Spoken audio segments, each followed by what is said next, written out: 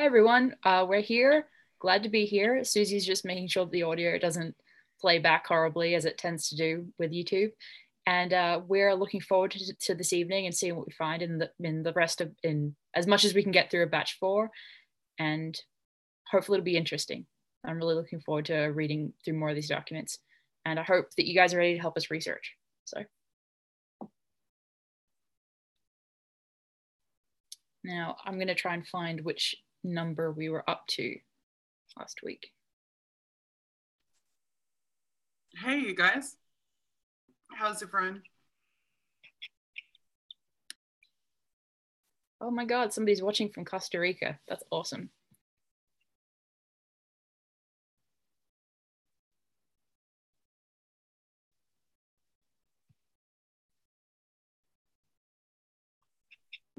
Just trying to catch up on all of my notifications.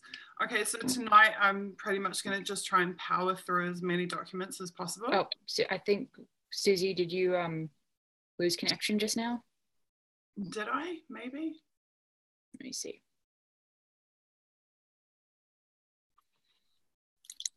Oh, are you back? Yeah. Can you see me? Yeah, no, your video stopped for a second. Ah, okay.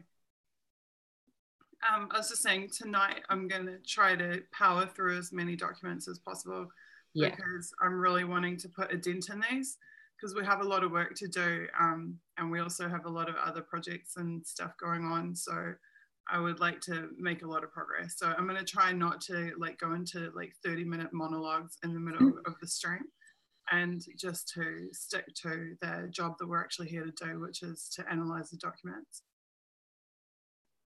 Yeah, I thought your monologue last time was awesome and necessary. So, but we'll get through them as quickly as we can. Yeah, I felt pretty terrible about what I think some certain people interpreted as me misgendering Manning. Okay. I have an issue where when I am projecting in my mind back to that 2010 period, I literally see Manning as she was then. And when I'm visualizing her that way, then I tend to gender her that way in relation to that time period.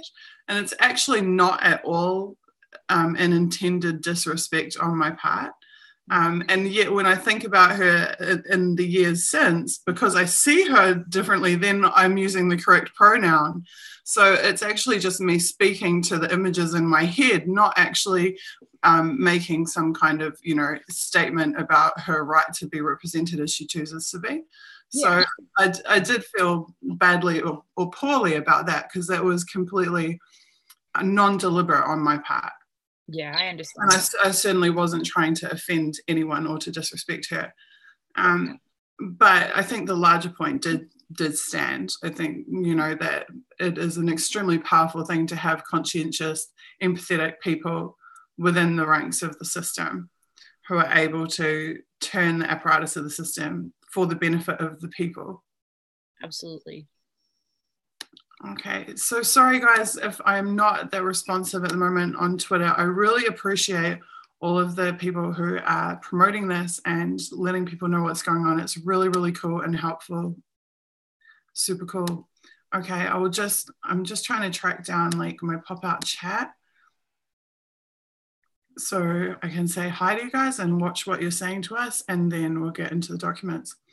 Yeah, that would be really helpful if you could work out what number we were at.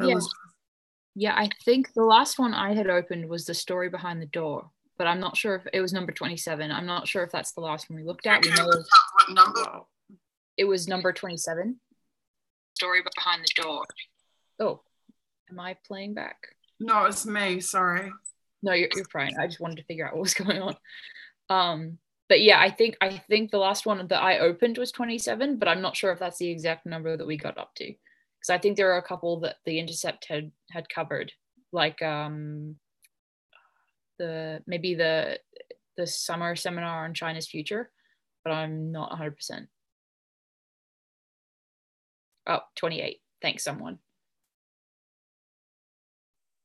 Appreciate it. So yeah, we're up to about 28.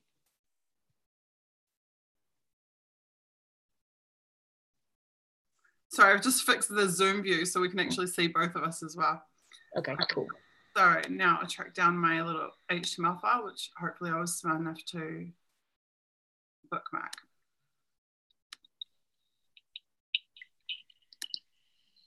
And 20 is about IMT changes, fewer or full-time.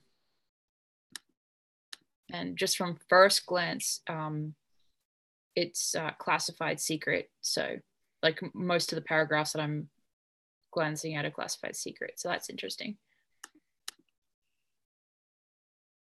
Cool. Do you say 20 or 28? 28. That's not bad at all. Yeah, we actually did get through a number of them last time.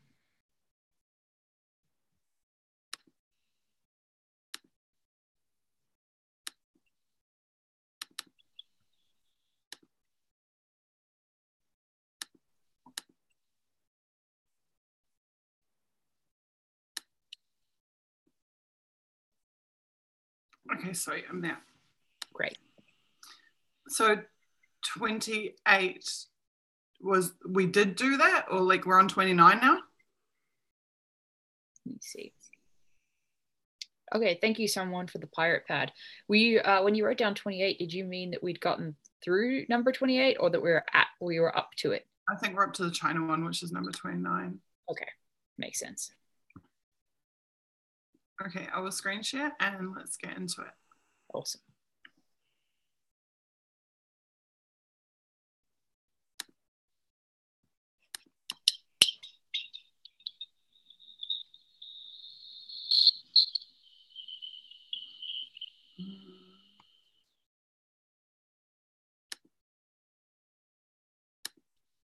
YouTube has the most hilarious sense of humor on the thumbnails it picks and whatnot.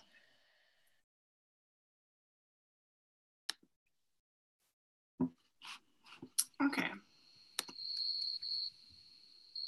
So that's another seminar, China's Future Strategic Missile Force.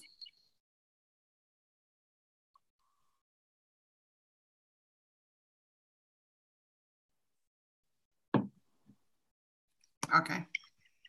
Not interesting. Yeah, I think maybe we obviously we didn't, but I thought I remembered maybe just breezing through that.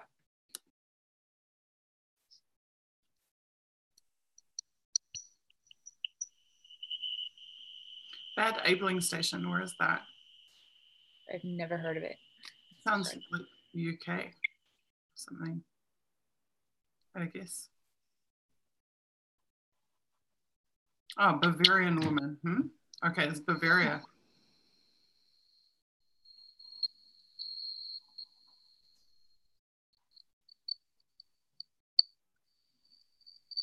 Germany. Okay. So it looks like they're just kind of giving some sort of cultural background at this point. They're trying to tell jokes at this point. Okay.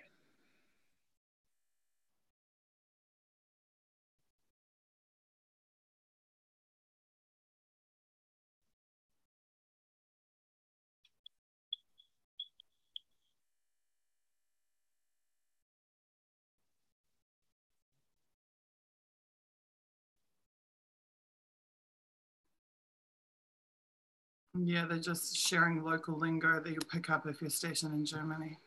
Yeah, that makes sense.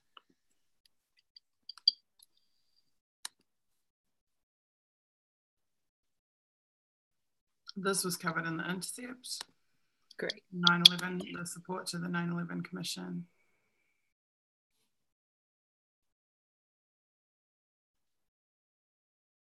So this guy's going from NSA to FBI, CTO of FBI.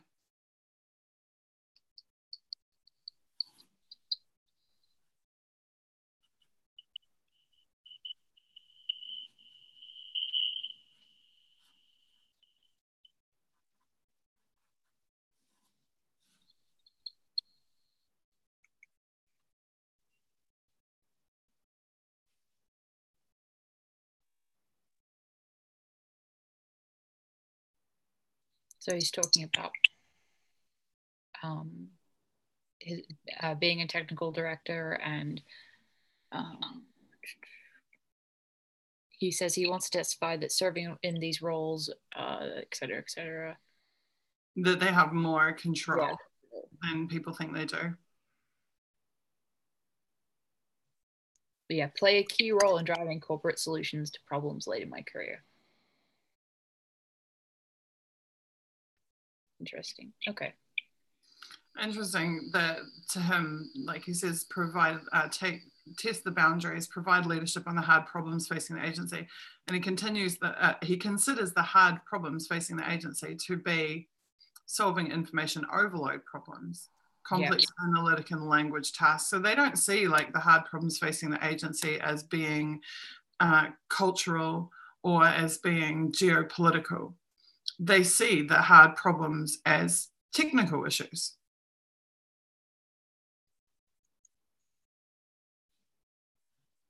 Step into these hard challenges and fill the gap. Yeah, that's very significant, I think, because of what what they're leaving out there. I think they have a lack of awareness that these considerations are an issue for the NSA, or they are so indoctrinated, they inherently understand that these are issues they're not allowed to raise or have a voice on, so they wouldn't even think that they could provide leadership on them. It's likely to be one of those two, or they're just completely off the radar entirely. Yeah. Essentially, it is a military agency and they are very much used to just taking orders. Yeah, all of that sounds like possible valid explanations for what he's saying.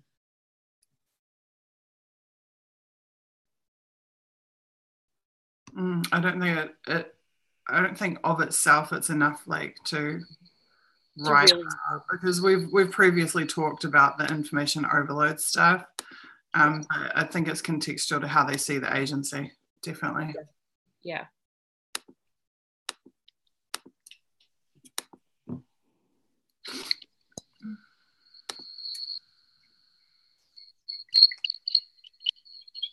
So we're talking about Iraq, obviously.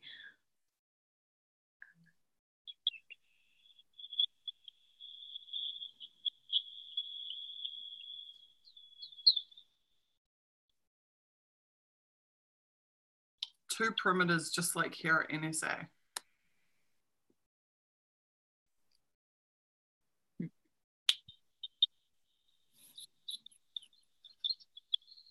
It isn't downtown Annapolis, but it isn't the Wild West either. I would say it pretty much was the Wild West. I went to Kazakhstan, which was not a war zone, and that was the Wild West, like literally the Wild West. I'm shaking my head because I'm like, I can't even believe like I've like lived to experience it, but it literally is the Wild West.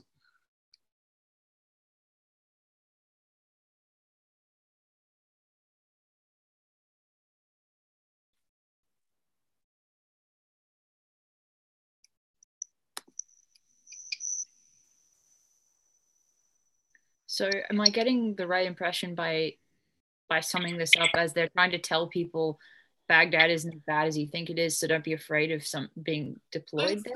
They seem to be trying to sell it as a deployment destination. There aren't as many bombs falling as you think there would be. I don't know, that type of vibe is what I'm picking up from this.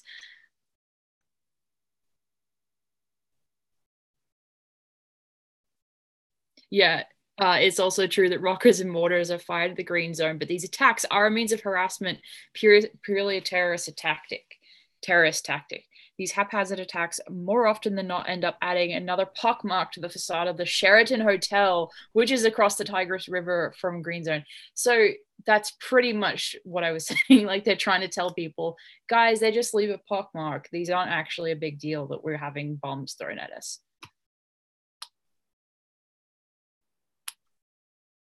Right, but I'm pretty sure that, this like means of harassment sufficient for them to go after those people and do God knows what to them. Exactly, definitely. And it's just diminishing the fact that there is a war happening and that there are people dying as well, the way that they're phrasing this.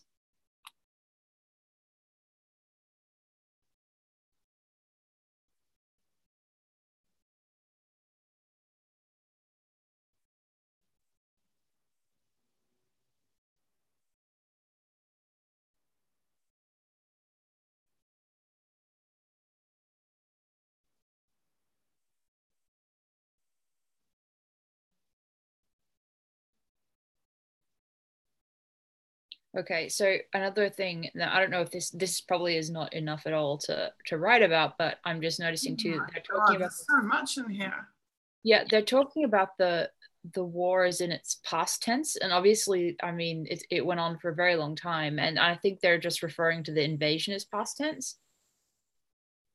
Is that right? Like the timing of this is what, late Well, 2004? I mean, we've studied one document where they literally said like, oh, we're now in post-war strategic Yeah, planning, blah, blah, blah. exactly. Like there's been many documents which have referred to the war as being over. Yeah, Because you've got to remember at this time they've got George Bush on the aircraft carrier going mission accomplished, blah, blah, yeah, blah. Actually, I would love to know the precise date, the exact date for when he was on the aircraft carrier saying mission yeah. accomplished. I believe I remember that it was 2004, but I'll look the exact date up right now. But look at this. I mean, Yeah, they're like, we are buffing the floors of the palace that we've appropriated, you know, therefore everything's hunky-dory in Iraq. yeah, exactly. I'm just reading chat very quickly. Because this is pre-surge, right? I mean, like it got really bad. By 2007, 2008, it was really, really, really, really bad. Yeah, exactly. So this is, and I mean, pre-first surge, there's several surges by US troops. I was wrong. It wasn't 2004. Bush, the mission accomplished speech gets its name from the banner, blah, blah, blah, displayed on the aircraft carrier on May 1st, 2003. Oh, God. That's so early. Oh, that is No so wonder it's so early. disgusting.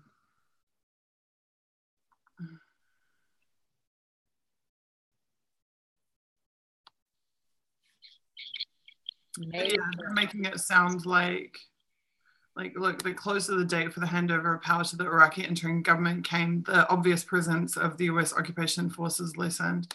They're making it sound like, you know, they've already gone home. Yeah, exactly. Like this is just you know, the nation, they're trying to place this as in the nation building stage that they talked about before. Our sister intelligence agencies. Yeah. That's yet again indicative of how they view the, you know, CIA and other agencies.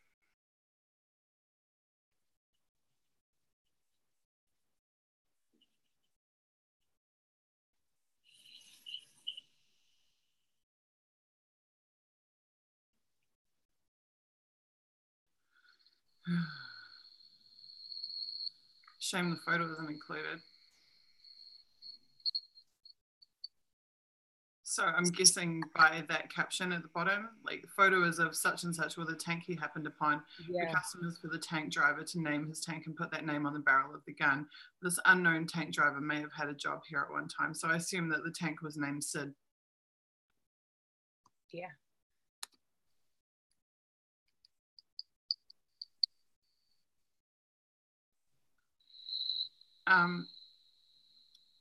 Perceptions and fact.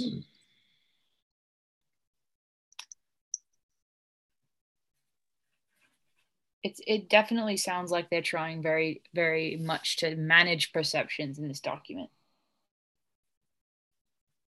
Yes, perception management. I think that's a very accurate description.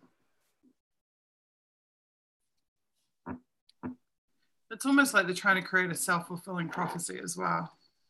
Yeah. Like they think that if they declare the war is over, that the war will just miraculously be over. I feel like this is significant. I'm going to make a note of it.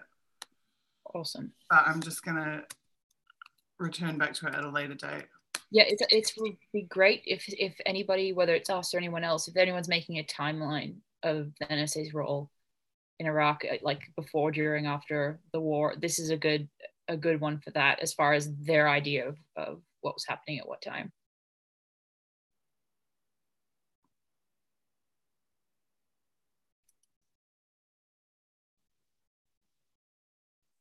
That's their vision. Optimize the client's mission success through effective partnering with SIGINT.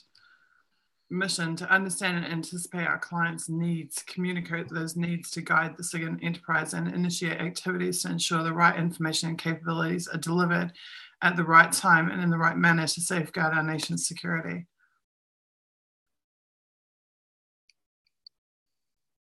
So the significance there would be that they have international customers, but their mission is a national mission.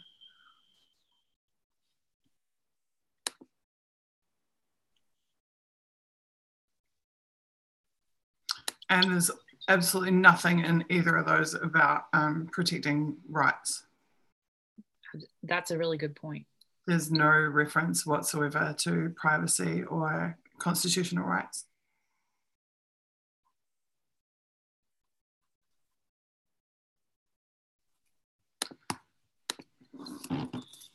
Okay.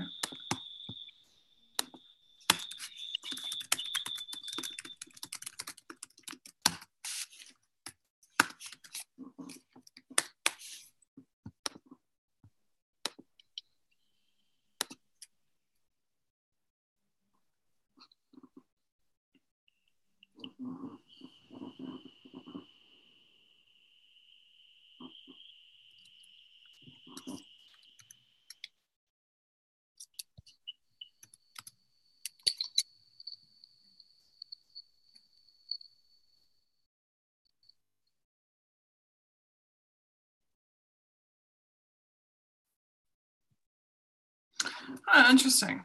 So these guys are responsible for the hiring decisions. Interesting. The executive leadership team. Wow, okay. Is responsible for a lot of stuff, including personnel hiring. So these are the guys who are responsible for them having like 5 network security guys or whatever it is.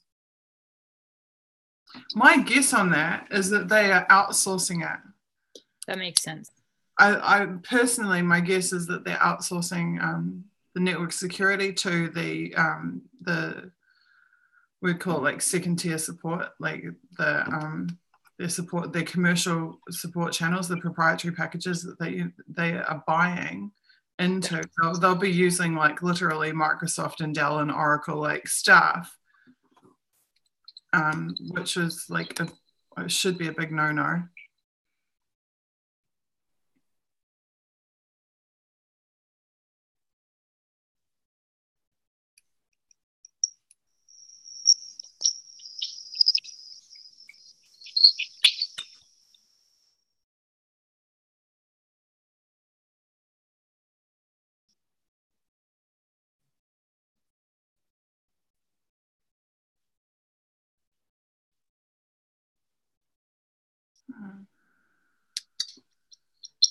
Target office of primary interest. Mm-hmm.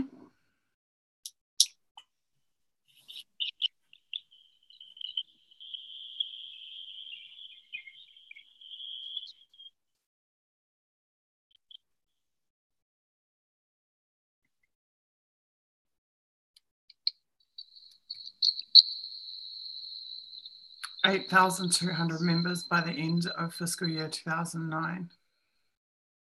That's helpful.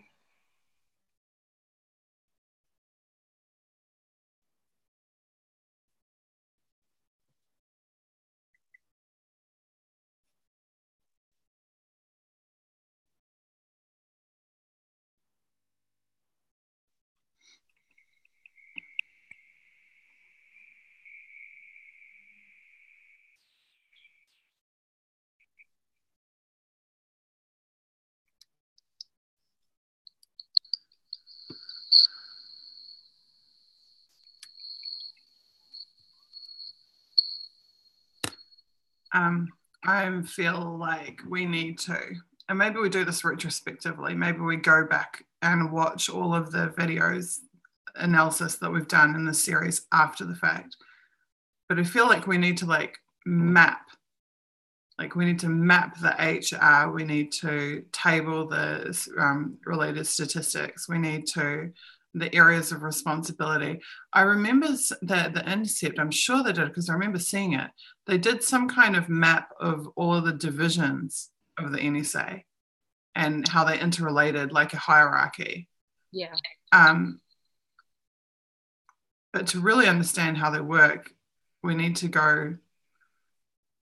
include, break down, even maybe we take the Intercept map and then we break it down to these other types of pieces of information. The interactions they're describing that are additional to maybe just in a intra NSA type descriptions the Intercept may already have charted. And similarly, I don't know if you've already done this, but a timeline of what we're looking at in some areas could be helpful. It will be interesting to put together. It might be kind of difficult because it jumps all over the place, but I don't know. You like data visualizations, right? Yeah. It's just, I guess, and the reason that a timeline jumps into my head is because we've looked, especially in the last couple of sessions we've done, I guess, since we started batch 4, maybe end of batch 3, there's such a change over time in what we're looking at. And like the time period changes are really significant. So that's why a timeline sounds like it would be helpful to me, as well as like what you're talking about.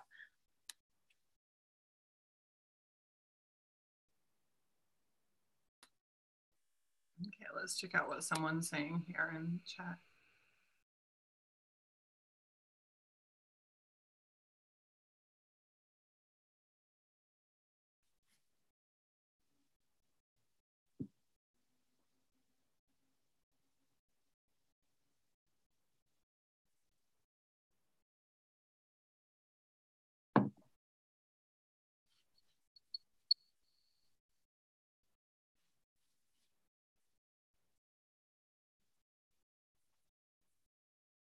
Cal, we discussed in the last episode about how Manning asked one of the network security specialists in whatever his army technical division was, if they were aware of any like outgoing, significantly sized outgoing network traffic or data breaches. And they literally said to Manning, that's not a priority.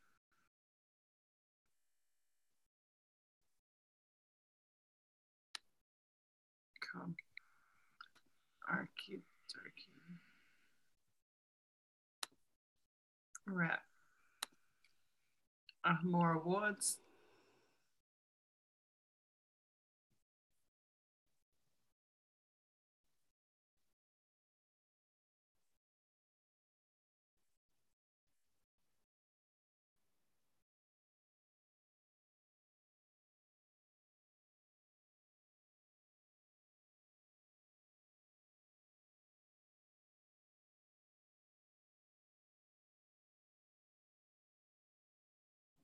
Yeah, I think you said before they just love awards and handing them out for various reasons. They love awards. They love like barbecues and water skiing, and like they're all about the perks. They literally sell their jobs to the staff. Yeah, that's a good point. They sell the opportunities. Yeah.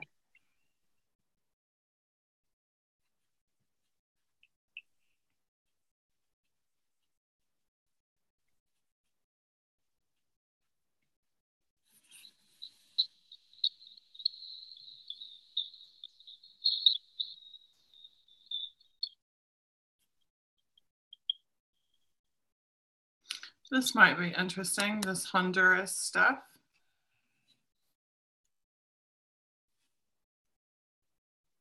Definitely. Yeah, the talk about drug cartels and bosses is interesting to me. I was thinking more of this part. Yeah. That was actually hidden under the view of your face that's in the top corner for me. So, okay. Yeah, no, it's fine. That's interesting because my Zoom, my mini view or whatever is actually at the bottom of my screen right now.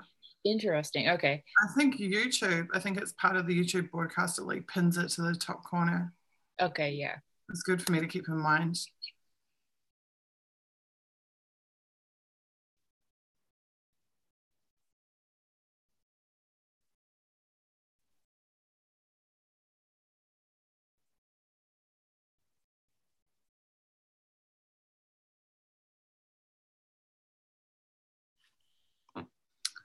Okay.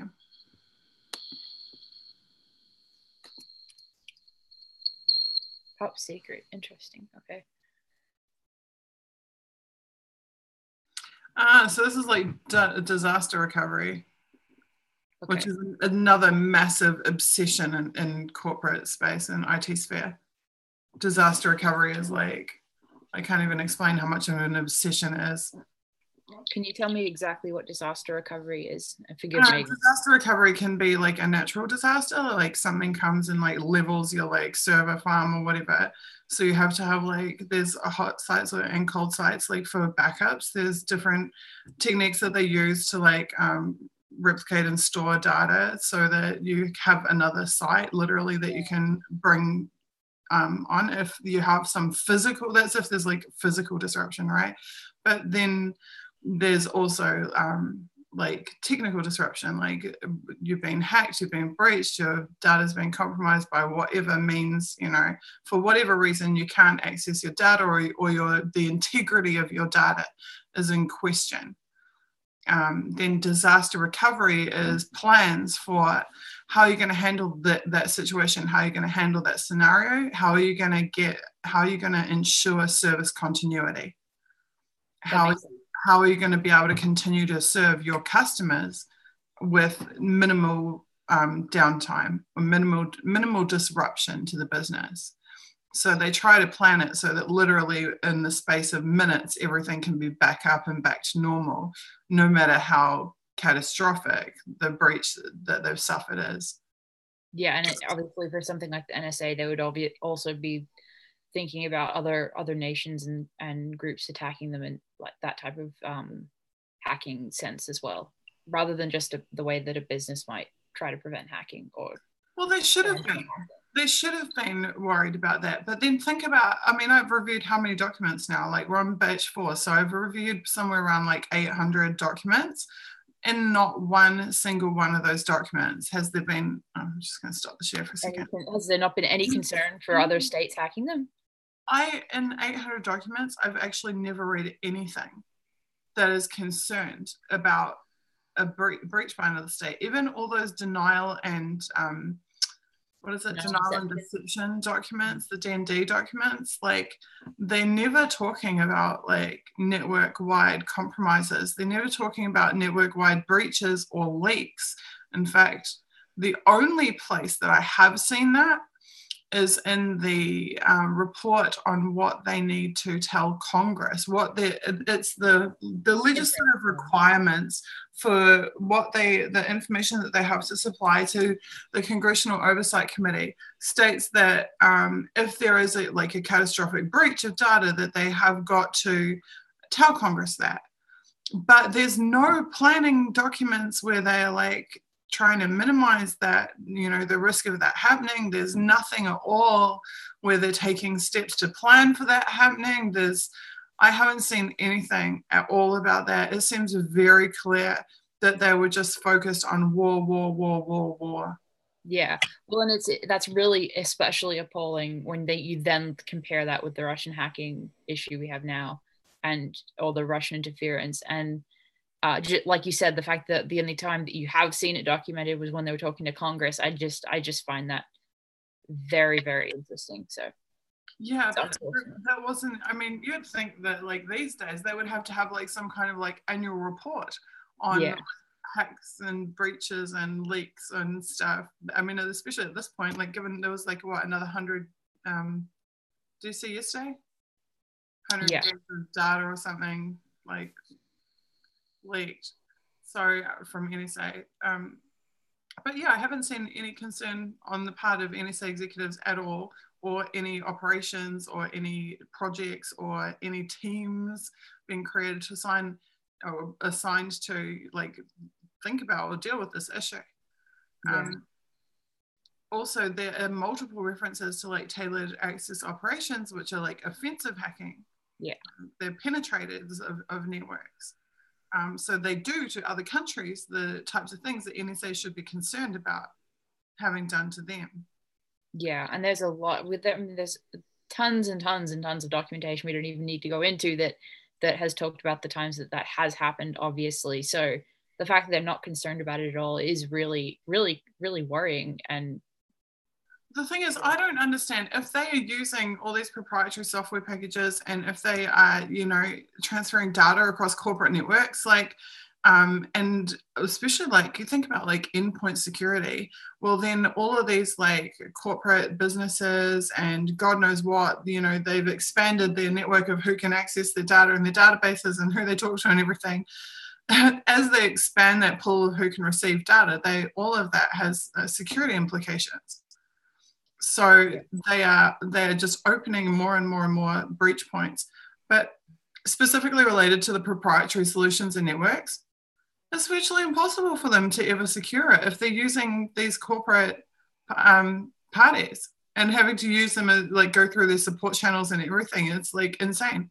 Like the only way, and I guess that, I mean, they have like compartmentalization, right? So presumably the more secure the data, you know, they aren't actually dependent on that, but still it seems like it's like wide open.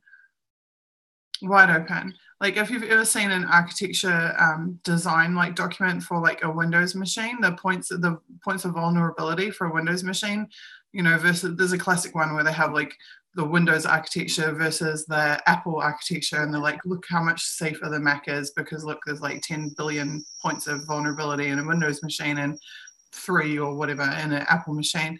Like, why would Microsoft be like the go-to like proprietor for NSA solutions? Like if it's true that the GCSB was using SharePoint, like what the hell are they doing? Okay, anyways, rant over. Yeah. Well, and I think you've mentioned before, just to wrap that up, that you suggested, I think it was last session, that one reason could be that they were just trying to have an easier time keeping an eye on their own employees. But I don't think that's really satisfactory because, you know, if I was the NSA, I would be more concerned about protecting my system, and I would assume that I would have an easier time keeping track of my employees in a different way that didn't make my entire system vulnerable. But that's the end of my rant. So. I think that they assume supremacy. Interesting. I think that they're so used to being the top of the heap. Yeah. That they couldn't conceive of anyone else being powerful or savvy enough to compromise them. That, I mean, this is the feeling I'm getting from the documents at this point, is that they basically thought they were bulletproof, right? Yeah. They thought their systems were bulletproof because they had no reason to think otherwise.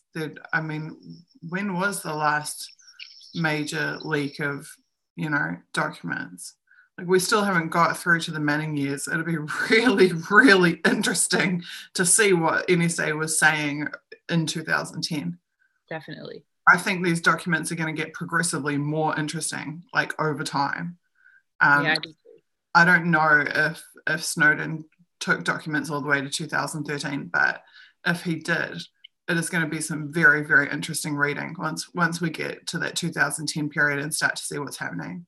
Absolutely. Look, someone just said conceit makes for dysfunction. Yeah, I think that's definitely a possible weak point that they had that much arrogance. You know, I think that probably maybe did blind them to some of their own weaknesses, and was a weakness in itself, possibly. I don't know. But Stephen Howard says NSA first outsourced IT to CSC. What is CSC, Stephen? In August 2001, it was a $2 billion deal. I cannot believe that they would outsource their network security to anyone. It's nuts. Totally nuts. Definitely. Okay, let's keep going.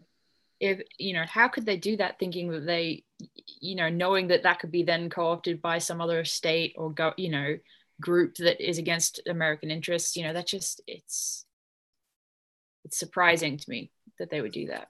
Stephen, can you get me some information on who Computer Sciences Corp is?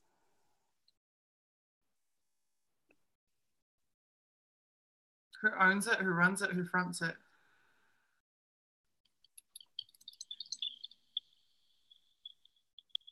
Because what's standard in the IT world is that you will have like a supplier who will have a supplier who will have a supplier.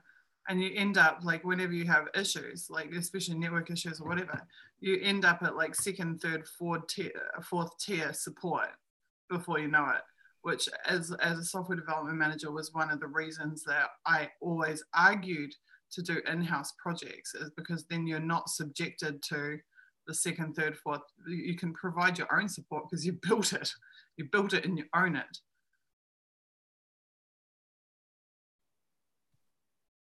Okay, Stephen's going to get us some more info about that. Okay, let's continue with the next document because we've done pretty well on the pace so far and I want to keep going. Okay, where are we at? I think we were just at the start. Oh, we're at we're still at the disaster recovery stuff. Yeah. So protecting the assets against catastrophic destruction. So they have an interim mission assurance facility. So they've actually built literally a facility for this. And then I'm interested in these phases. Installing basic facilities. Initiating intellectual capital recovery and replicating. Okay, so see this stuff. So they were considering disaster recovery. So this is something at least, like, but they're thinking more like, you know, in the event of like, you know, earthquake, hurricane, tsunami, like more than a leak or a breach or a hack. That's interesting. But it's a physical recovery, not a data breach recovery.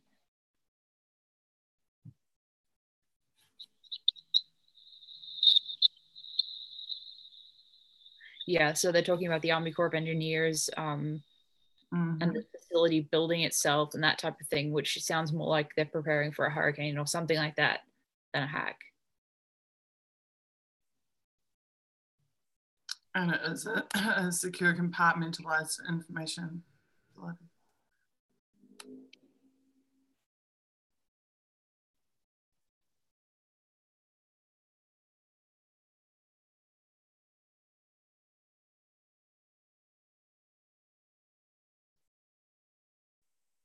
What is the Eagle Alliance?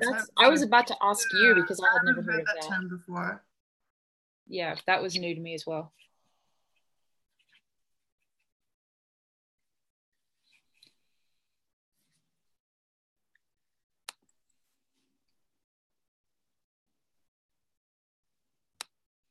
Okay. So what is really interesting here?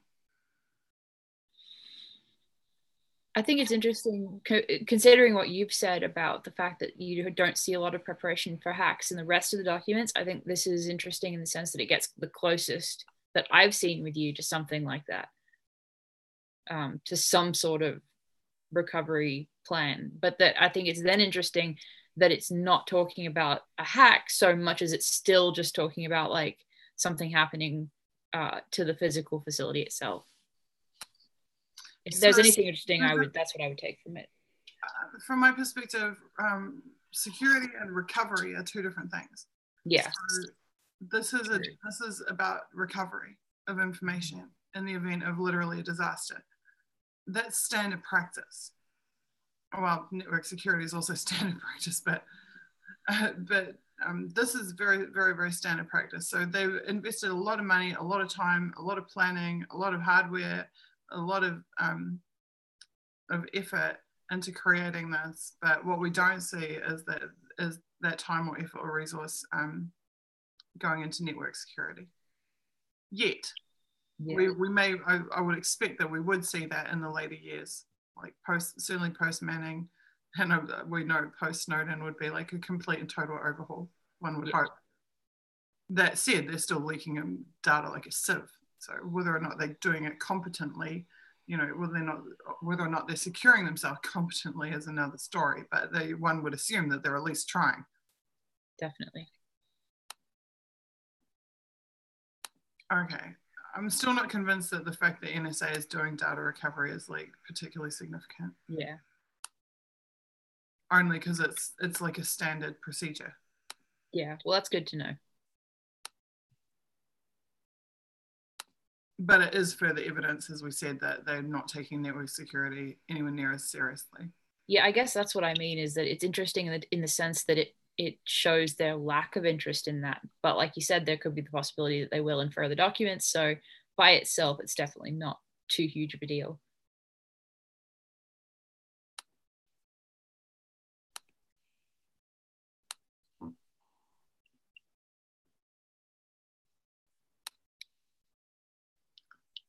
Can I make Jenny a mod? Yeah, sure. Where is Jenny?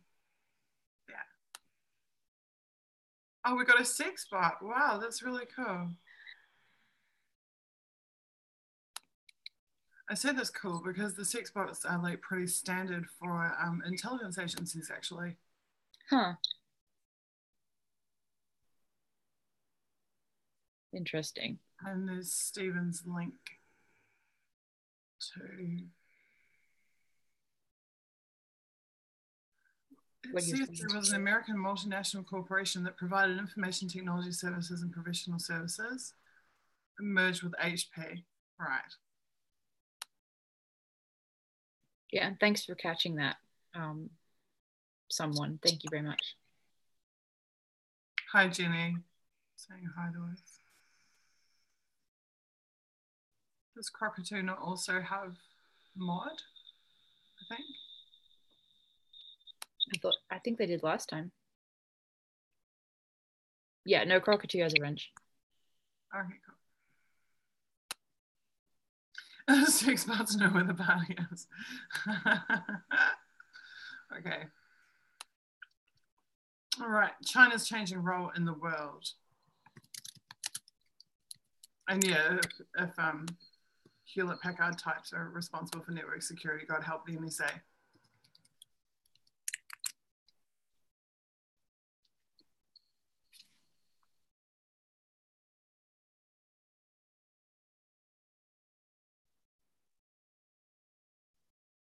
Okay, so they're saying the way that China's diplomatic stance is changing. Yeah. SID deployment coins, these again, we already talked about these last time. Oh, so last time it was like that they're going to award these, and now it's that they have awarded these.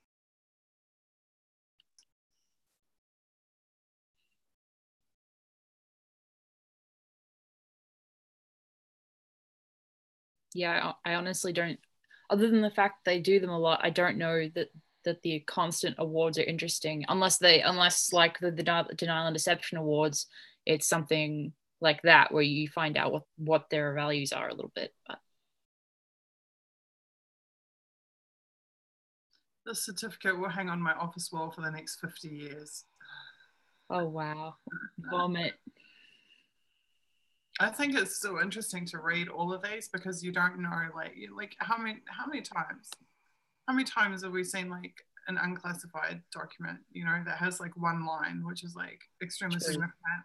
So I agree that it's actually quite boring and tedious reading through like X, Y, Z were given awards, ABC were given awards, but you never know like what that one line is that will be the one that, you know, brings something. That reveals something, yeah, about the way they're thinking. Starting out with the national anthem was very moving.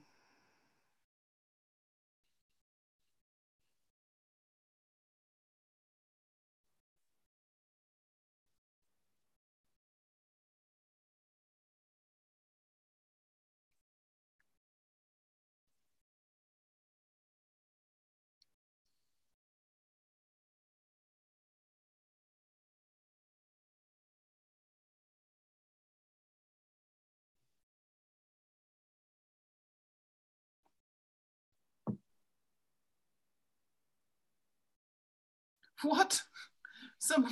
Oh my God, do you see that? Whoa, no, I didn't see that. Wow. Is a keeper because it's not one of those black lettered on white backgrounds check the block certificates. Someone spent some time putting a nice statement of thanks and recognition over a photo of gun waving RPG toting radicals. What? What?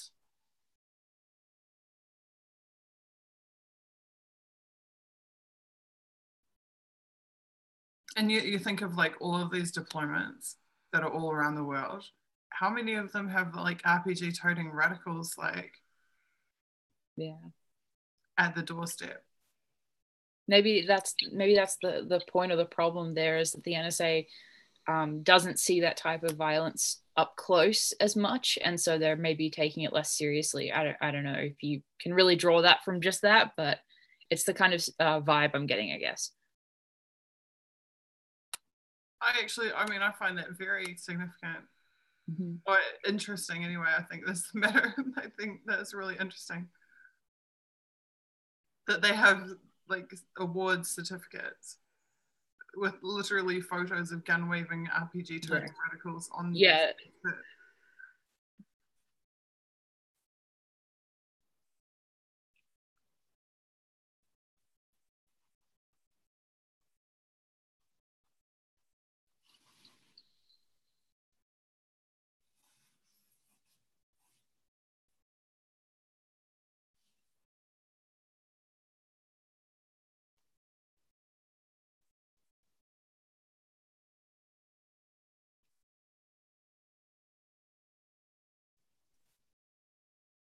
Syrian GSM bleed over surveys.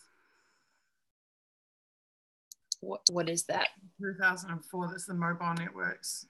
So they're saying that they were monitoring the networks of surrounding countries and not just of Iraq. Okay. I presume that it would be possible to use Syrian gear in Iraq. I don't know that, but I assume.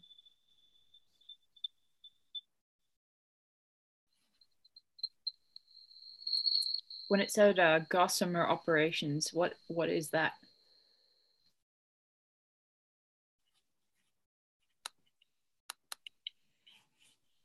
This is a term that we've seen a lot, but I can't answer that for you.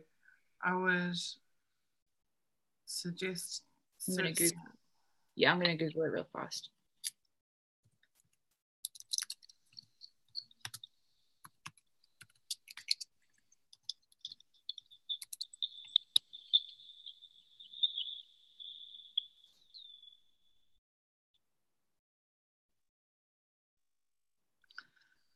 So that whole gun-toting radicals thing is really interesting to me, especially in relation to deployments, because how many gun-toting RPG or gun-wielding RPG-toting radicals were there before the US invaded? Good point. These were creations of the US invasion, or consequences. Or consequences of the US invasion. Absolutely.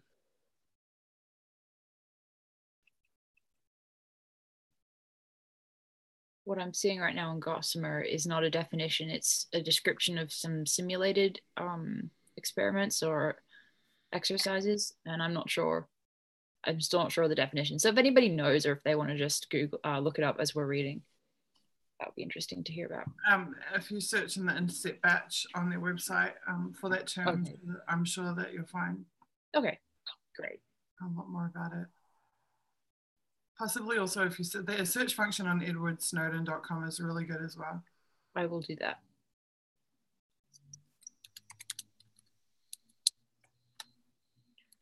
Yeah, when we talk about like doing journalism live, a lot of it is, looking into the things that you don't understand or don't know. And I don't mean to hold us up. I just thought that. I think that, no, it's good for us to like multitask, and work on different things at the same time is cool. I'm going to write about that certificate because I personally think that is a pretty clear statement on like the psychology at NSA. Yeah, no, I agree. I find that quite significant. Awesome. We'll definitely note it.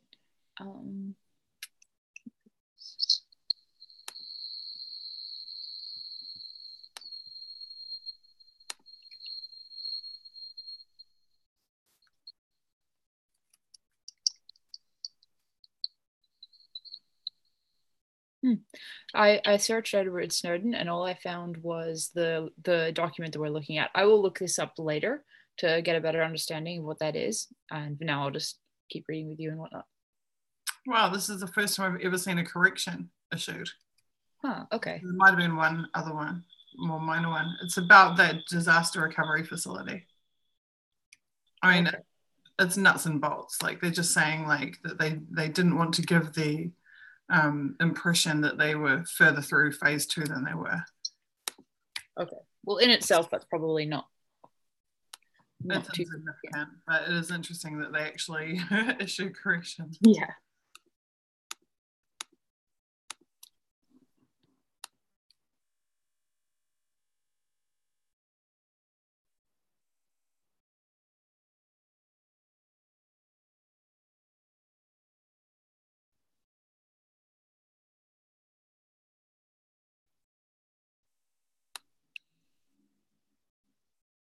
A pillar is a grouping of customer agencies. That's interesting to know.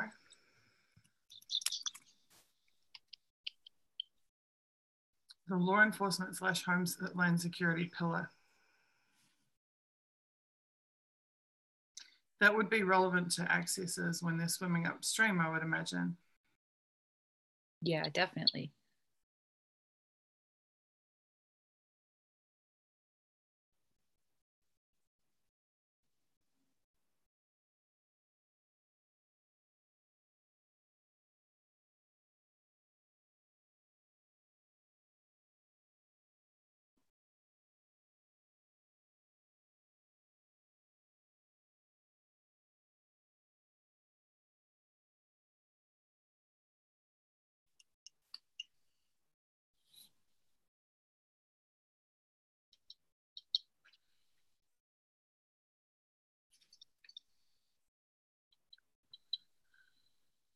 I feel like there's a lot more to this.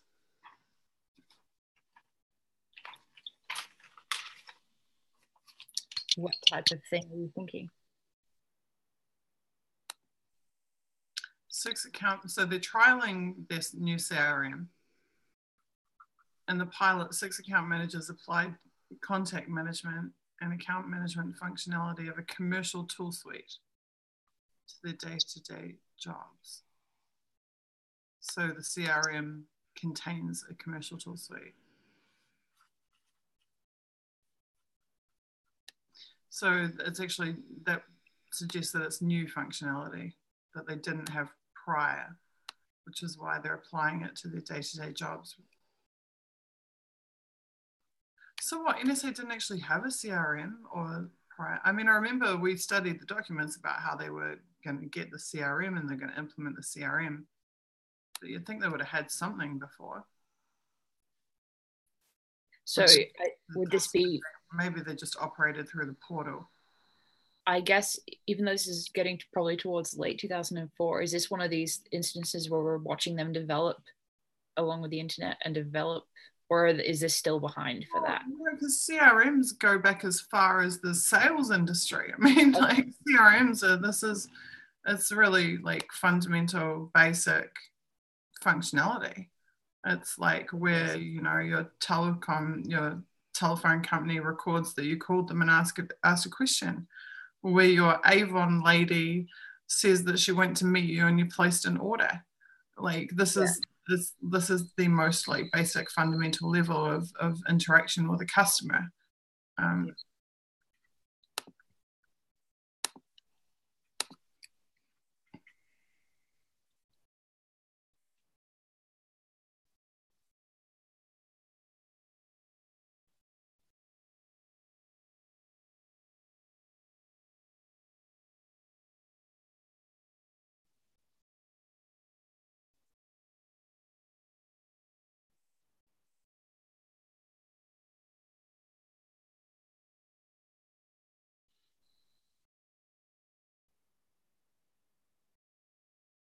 Yeah, so if they didn't have this before 2004, that would suggest that they were having that people trying to operate would have had a very difficult time, right?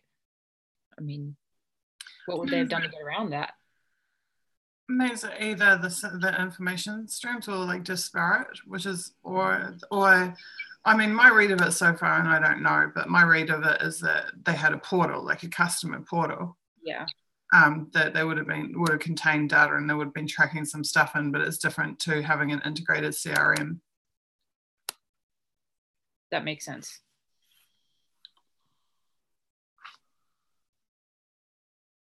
I don't think it's particularly newsworthy. Yeah, no, it's news to me. Like I didn't understand any of that before you explained it, so it's teaching me.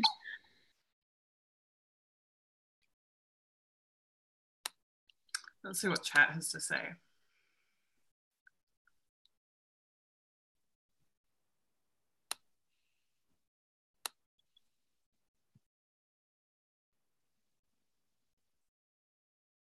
Eagle was Bill Clinton's code name. Well, wouldn't that be the code name of the president? Huh. I don't think that would be specifically Bill Clinton. I think that would be like the code name for the president of the United States would be like Eagle One or whatever it is. Yeah, that makes sense, definitely. Eagle Guardian is a NATO regional defense scheme drawn up before 2010 to defend the Baltic states and Poland against an attack by Russia. Okay, yeah, I think the Eagle Alliance is different, Deborah, but thank you for that.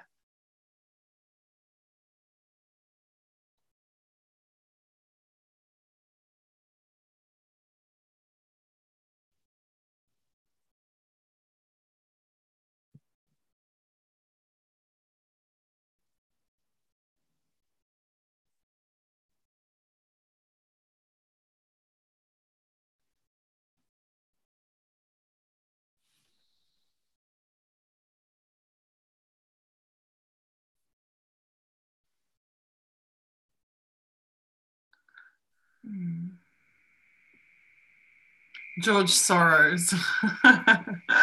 That's a very cute. Very cute. Okay, let's keep moving. All right.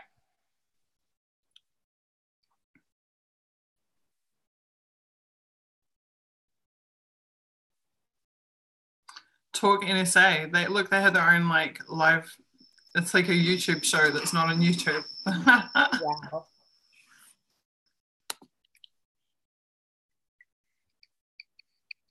2004 live stream.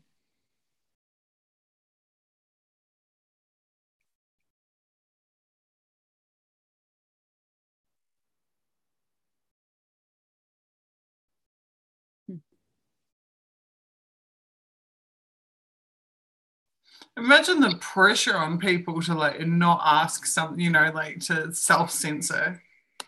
There must be like massive self-censorship. I mean, you're working for the friggin' NSA. You got the opportunity to ask the NSA director a question. What are you going to ask him? Are you going to say, is the war in Iraq really over? Because the SIDToday files keep telling me that it is, but actually, like, it's a disaster there. Like, no, you're not going to say that. You're going to be like, how was your day today?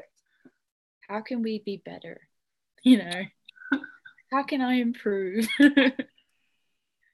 Yeah, all of that. I can't even imagine. But for me, it's interesting to see this early, you know, talk of live streams and then kind of explaining how it works. And it's kind of amusing, but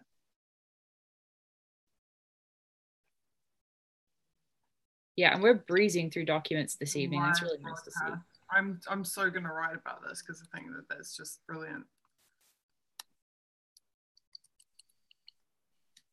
I'm adding that to my list. Great.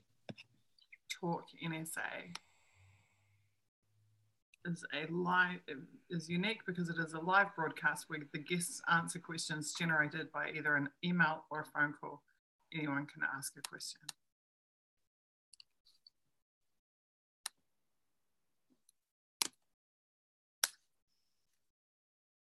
So they're big on executive accessibility to the workforce. So like you see, they always make a point, like when in that awards document, they're like, you know, the top man himself came to like hand the certificates over, et cetera.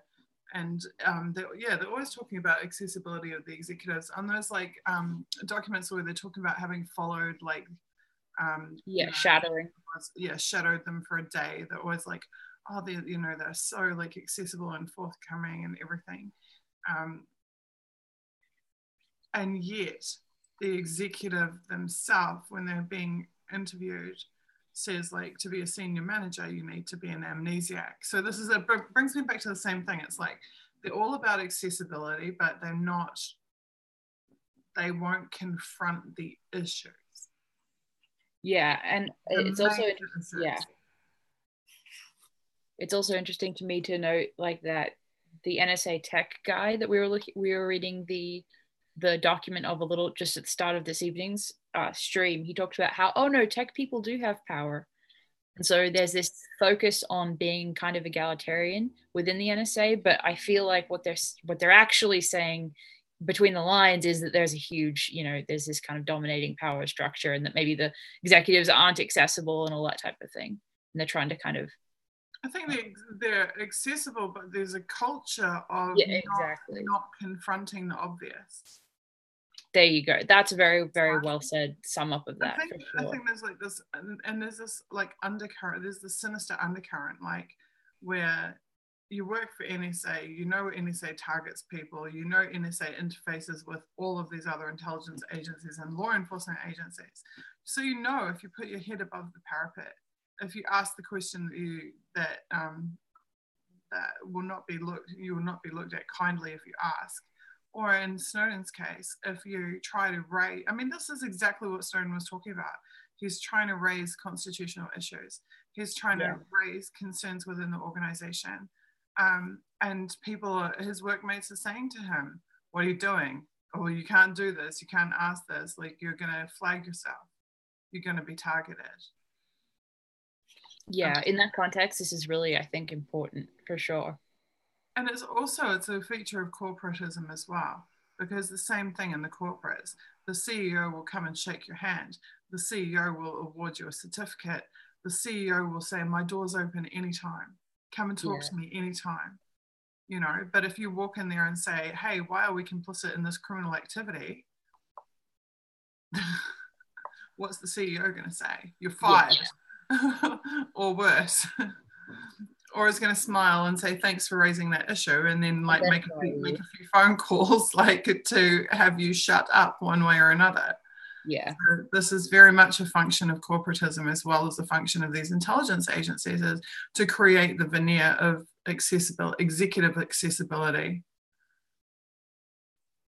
We are approachable, we are accessible, but don't ask us the hard questions while you're up shit creek without a paddle. Absolutely.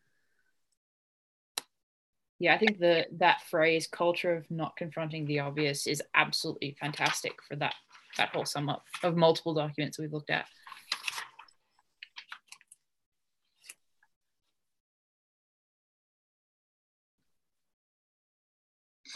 Reminds me of when Snowden phoned into Putin's public Q&A and asked a real ballsy question. I actually never saw that, Cockatoo. I know that Snowden talked about that not getting the answer that he expected to whatever the question was, but I don't know the particulars of what the question that he asked was, or the reply that he got from Putin. Was it maybe okay, I think it was about Russian mass surveillance, I think. Sorry, that's one of the few aspects that I'm really far behind on. It was what Snowden asked Putin and what Putin's response was.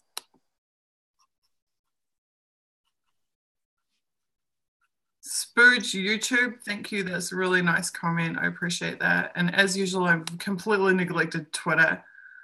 I've been tweeting a little bit and just retweeting our tweets from earlier, just saying that we're live and whatnot. Okay. If you want to talk for a few minutes, I'm just going to do a real quick bio break, and I will just retweet some people as well, because I can see a bunch of notifications, but sorry, I'm really bad at keeping up with Twitter when I'm on stream. Okay, cool. Before you go, do you want me to go on to the next document and just screen share and do that? Yeah, you can, totally. I am currently, let me just see where I'm up to. I believe we're up to, the next one would be interview with Jim Cusick. Unless that's something the Intercept covered. That's cool, and because I've actually still got it open as well myself, I can just, when I come back, have a quick scan through and see if there's anything that I think's been missed. Okay, great. I will right, up to 43. Yep, cool. I think we should actually do a longer stream today. I feel like we should add, if you're up to it, we should stick around for another 30 or 45 minutes longer, just because I'm really motivated to power through this. So I'd like to get through the rest of the series as fast as possible so we can do other top secret awesome things that we have planned. I think that's a great idea. I will screen share while you're gone. Do I need to pass you host, or can you can screen share without, right? Yeah, I can. Let me see. Desktop. Okay, I'll be right back. I hope that's working. Anyway, so it looks like we're looking at interview with Jim Cusick, SID Assistant Deputy Director of Data Acquisition. And it's just, it's interesting that some of these paragraphs are secret and some of them are unclassified. And he's talking about, my first job at the agency was intercepting Caesar's legions from a hilltop in Gaul. Yeah. He began his journey with NSA in 72, language intern, and we've seen that a million times as we've looked through these documents where somebody does linguistics or international affairs, and that's their kind of portal for recruitment, it sounds like.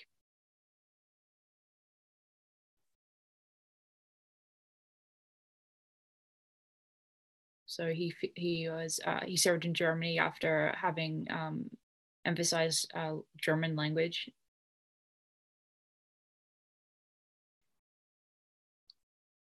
So he's working as an analyst, linguist, reporter, doing term studies.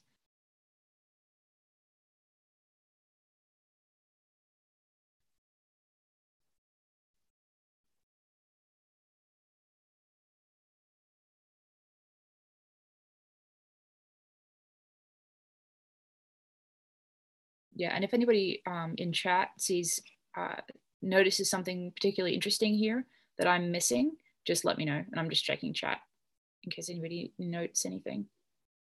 Cool.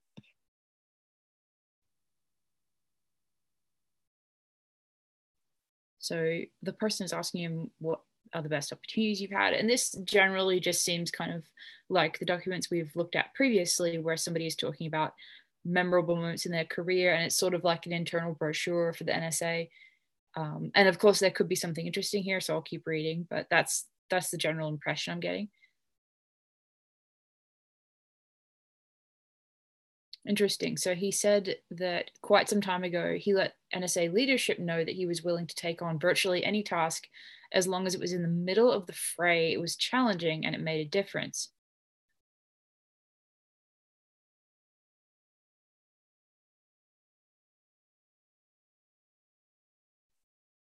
So then he's talking about the various positions he's served in, and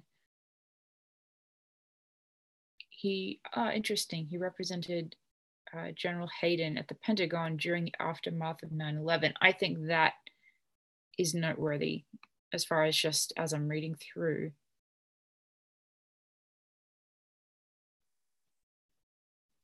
He says that it gave a whole new perspective to the support to the warfighter and national tactical integration.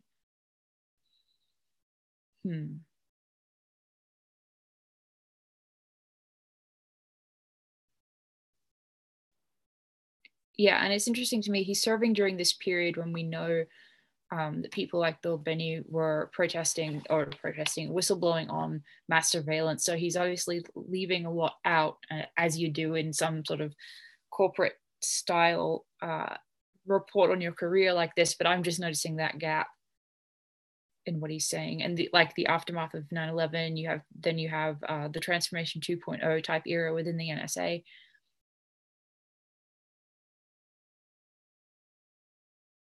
And he then goes on to say his 2.5 years representing the NSA on the National Intelligence Collection Board gave him new insight into what the intelligence community was doing on a daily basis, and earned him the coveted CACO, the Charlie Allen Control Officer moniker.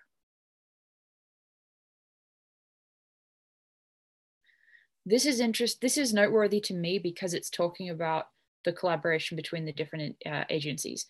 And I think that has been a really important point to emphasize when people argue that Snowden was somehow working for one agency against the other agency. It's documents like this that show you that the reality is that they're very much intermeshed and that they very much work together, as well as the earlier document from this evening where they said they referred to the other agencies as sister agencies.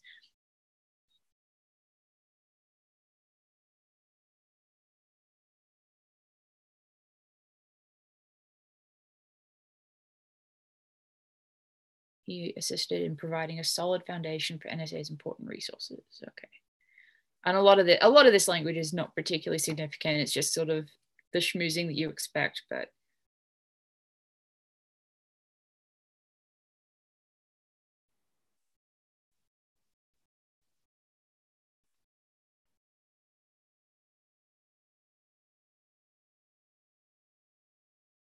the biggest change has been the composition of the workforce, and I'm assuming that refers to both generational change and gender and minority changes in the makeup of the NSA, I guess, considering the time period he's talking about. Okay, service. Yeah, that's what he goes on to talk about, gender and race.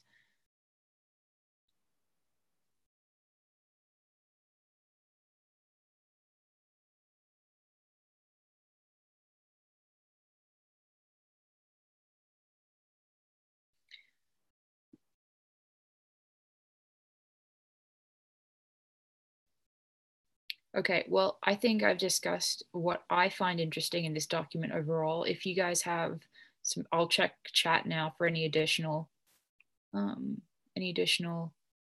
comments and thoughts you might have, questions, whatever.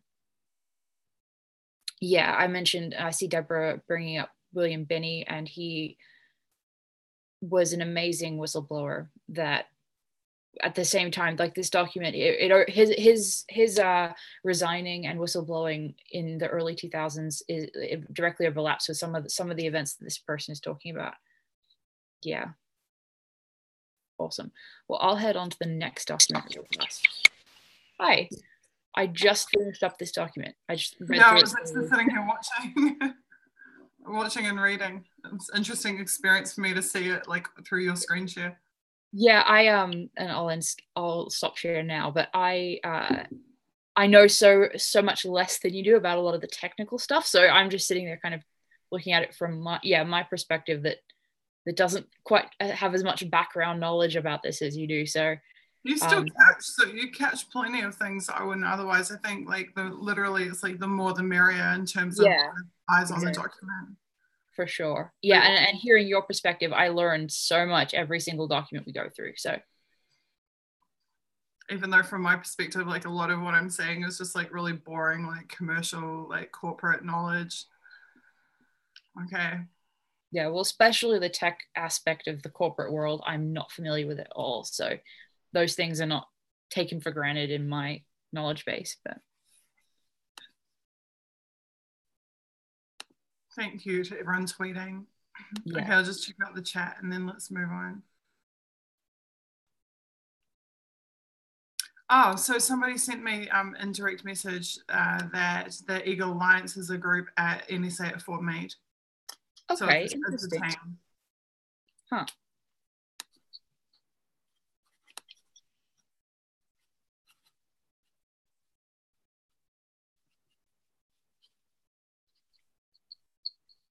That's news to me, so that's really awesome to hear.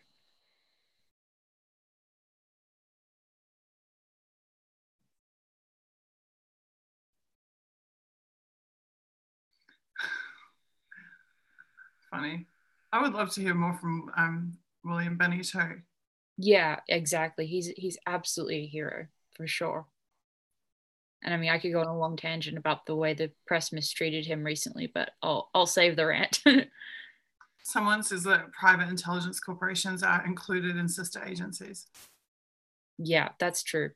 I believe. Wait, is that true? Oh, Total Force. Total Force was when I was talking about Rumsfeld had expanded the definition to include the private security contractors. I couldn't remember what the term was, but it's Total Force. So he considers the total force of the US military to include all of these corporate and private security contractors and subcontractors. Okay. By doing that, it's not just relevant that they're then counting that as in part of their human resources, but what it did is applied protections such as like indemnity from prosecution Wow. Okay. Granted that which was one of the major issues with Blackwater. So Blackwater being included in the total force actually indemnified them from prosecution in some cases. In other cases it didn't, but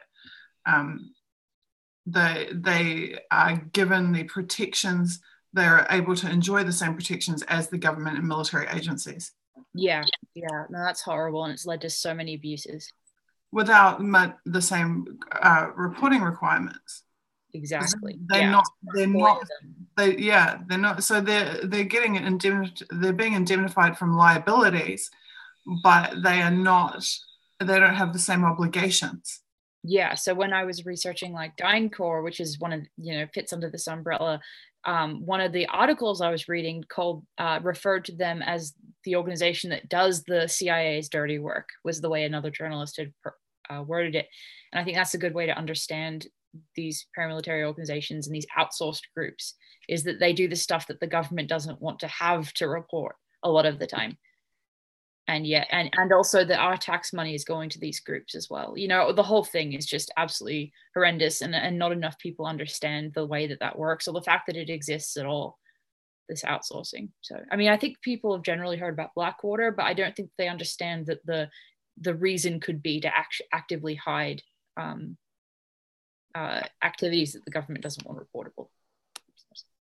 Cockatoo, I get a 404 error on that Guardian link about what Snowden asked. The page appears to have been taken down, so you might need an archive version of it. So Snowden asked Putin, does Russia intercept, store, analyze in any way the communications of millions of individuals? That's the question that Ron Wyden asked James Clapper, isn't it?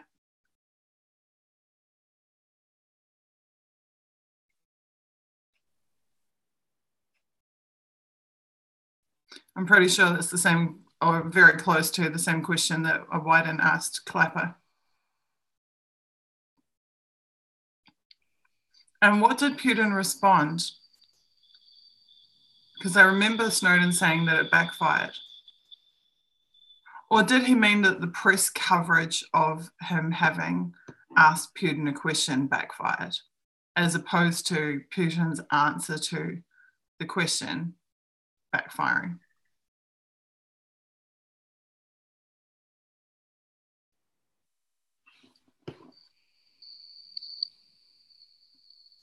Right, so basically it became like a PR debacle that Snowden had asked it at all, rather than the focus being on Putin's answer. Yeah. I don't know. I mean, this is one of the reasons that, like, I could sit around criticizing Russia all day, every day, just so that I can say, look at me, I criticize Russia.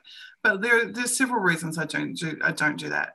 First of all, because I tell my opinions. Like, nobody has told me, no one said you must say Russia is good, you must represent Russia in a good light. Like, this is, I just say exactly what I see and exactly what I experience, and people can take it that what they will. But secondarily, no matter what I say, people are going to go, oh, you're a Russian troll, you're a Russian agent. Like, no matter what, I could sit here all day, every day going, Russia is terrible, Russia is awful.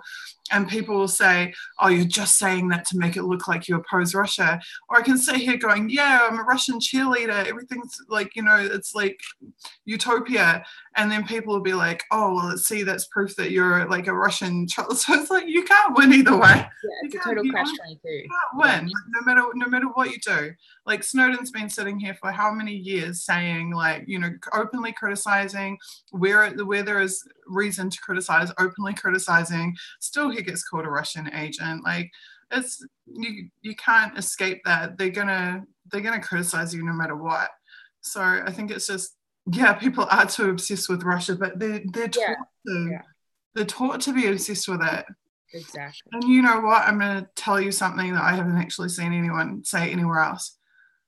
A big part of the current obsession with Russia is the fact that Russia saved Snowden's life. Yeah. And is the fact that Russia remains one of the few countries in the world where people who are being persecuted by the Western mafia governments, which is exactly what they are, where they can seek refuge.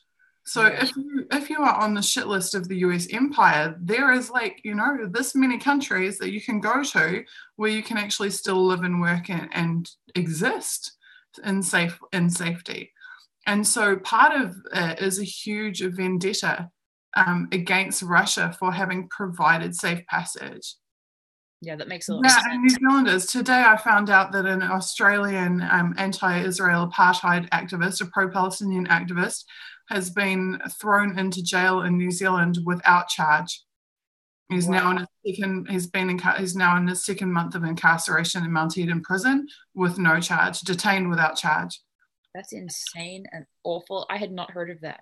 I know. I knew about this guy's work when he was in Iran and in Malaysia, but I only just today found out that for the last 2 months he's been in jail in New Zealand.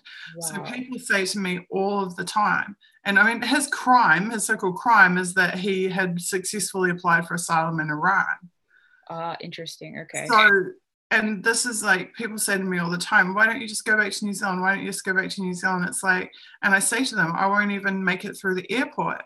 Because just the fact that I've traveled through Russia and through surrounding countries isn't enough for them to hate my guts, even let alone all my activism, let alone my journalism, let alone my anything.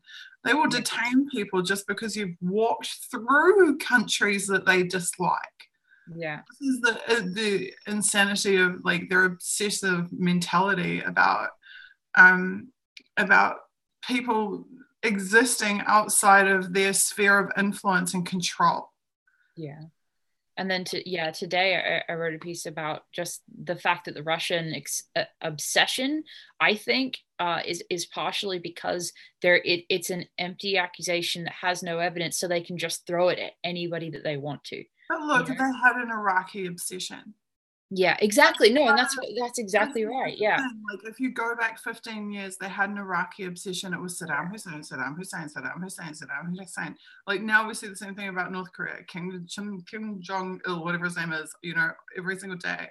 Like this is how they work up this like fever pitch like frenzy against the countries that they don't control to create a justification to be able to invade them and to try to control them. And we can see in Iraq what the end result of that is.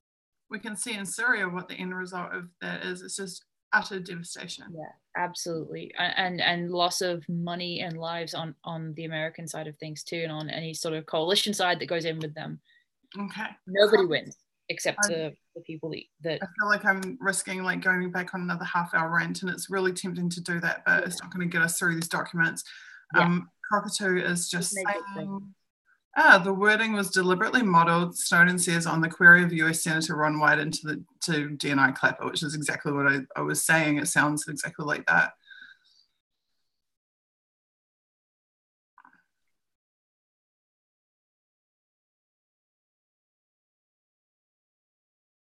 I wish our chat didn't disappear. I wish there's some way to archive our chat because there's so much interesting stuff in it. And I'd really like after the streams to be able to go back and like make sure I didn't miss anything.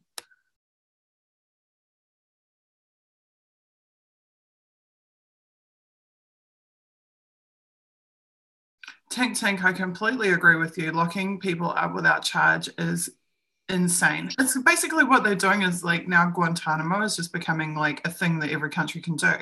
Like exactly. the USA has set this precedent that you can just, I need to ring central, Jenny.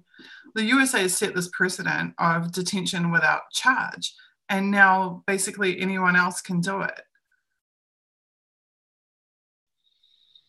And this is one of the reasons that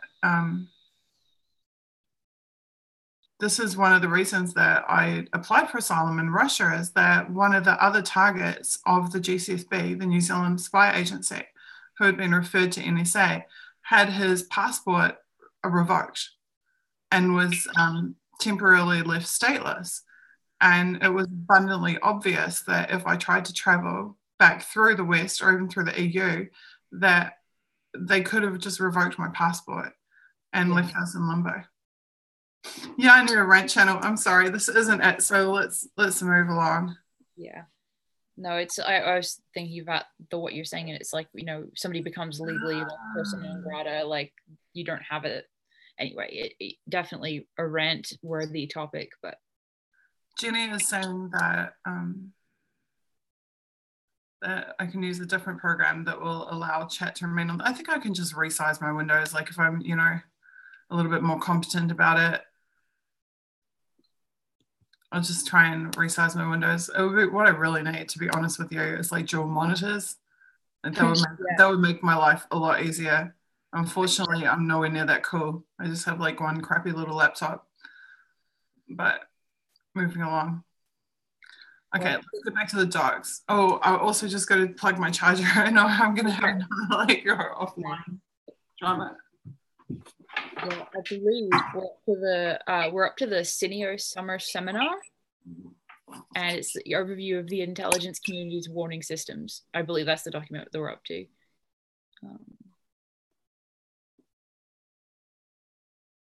And it's very, very short. It's barely half a page long, and it talks about warning is everybody's business.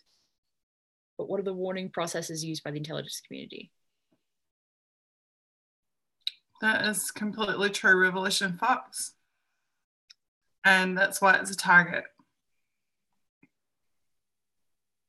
It's a target because the US does not own it and does not control it. And that alone is enough for the US media networks to vilify it all day, every day, on whatever pretext that they can come up with. Absolutely. Look at the comments. Okay. Back to the documents. Where are we? I believe we're at the Cineo Summer Seminar. Let me see what the number is. It is number 44. Okay, overview of the intelligence community's warning systems. Mm-hmm.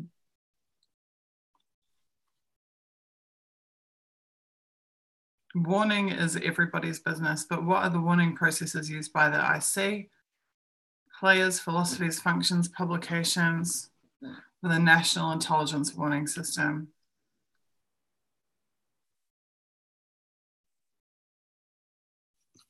Okay. So I figure that's like an Amber Alert for terrorists kind of thing. Okay. All right. That makes sense. That's my interpretation. Yeah. For a second, I thought maybe it was going to be some sort of, as we were talking about before, some sort of defensive measure or warning system about hacking. But no, obviously they are just not concerned about that at this point. I think if you go search National Intelligence Warning System, you'll probably be able to find some more contextual information. But that's like a warning broadcast service. They're not going to want to broadcast it if there's a breach or a leak. Exactly. I mean, obviously, yeah. Yeah. So, I mean, that's not the type of thing that they're going to like be sending a message out to everyone. They'd be like privately, maybe privately. Yeah. It wouldn't be a broadcast announcement like that. Definitely. So I think that's more a notice of like, you know, watch out, XYZ is happening. CIA's directorates, understanding more about, they're so helpful, these documents. The CIA, right, so this is the one I assume that Intercept reported on. What was the wording they used? They said there was the directorate. I don't remember the phrase they used, but I think they used a specific phrase that would be helpful to search on right now, but I cannot remember it off the top of my head. Turf. Yeah. Turf was. Yeah, here we go. This is the document.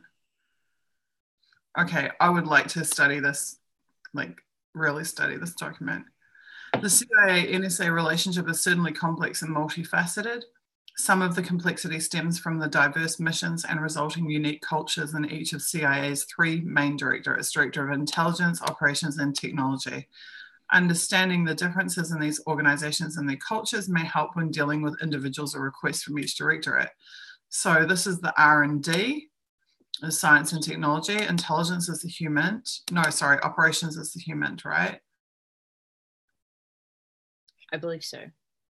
Well, maybe no. Operations is in the areas of operations, so the actual deployments, and I assume support for those. intelligence, I guess, is where they have their own analysts and their human. It'll be gathering and analyzing, acting on. Yeah, okay, yeah. And development. So if there's going to be overlap, it's going to be here most likely. Overlap between CIA and NSA. Okay. Directorate of Intelligence is the analytical arm of the CIA charged with providing timely, accurate, and objective analysis on the full range of national security threats and foreign policy issues facing the United States. This is interesting, right? Because this is what they're supposed to do, address threats to national security. But this is what they actually do. Yeah. Functions of this directorate include providing policymakers with information analysis needed to carry out their mission of formulating and implementing national security policy and providing daily current intelligence briefings to senior White House, the presidential daily briefing, and designated cabinet level officials. Although there is certainly collaboration between CIA, DI, and NSA SIGINT and analysts, the CIA is mostly a SIGINT customer using finished NSA product as one of the most valuable sources in producing all source intelligence products. Of the 3 CIA directorates, the analytic nature of CIA DI's culture makes it most like that, which is exactly what I was just saying a moment ago. Yeah. Well, I think that's interesting to me, just because the way it's laying this out so clearly. Again, I'm always coming back to the obvious collaboration between these agencies as opposed to competition between them, and I think that this very blatantly lays that out. Well, I think this is something we knew. Like we knew that we knew that CIA is an NSA customer. Yeah, as a SIDToday customer. We knew that CIA have some of their own analysts. What I see, the difference I see in this document so far, is that when they're talking about the daily presidential briefing, what that means is CIA has its own agenda to push, and it's presenting its own conclusions.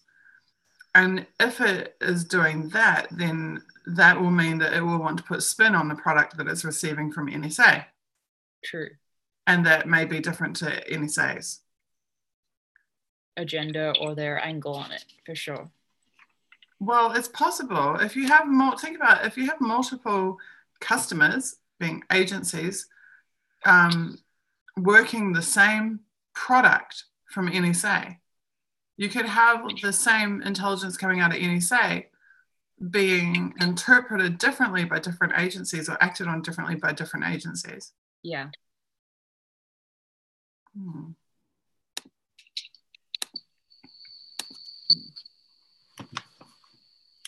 Okay, the Directorate of Operations is the human collection arm of the CIA. Okay, so I was correct in the first instance. Even though this directorate and SID both perform collection, the nature of the human business creates a culture with some dramatic difference to SID's. Well, SID is performing electronic collection, not human collection, but also with some similarities. A priority for both the Directorate of Operations and SID is protecting collection sources and methods.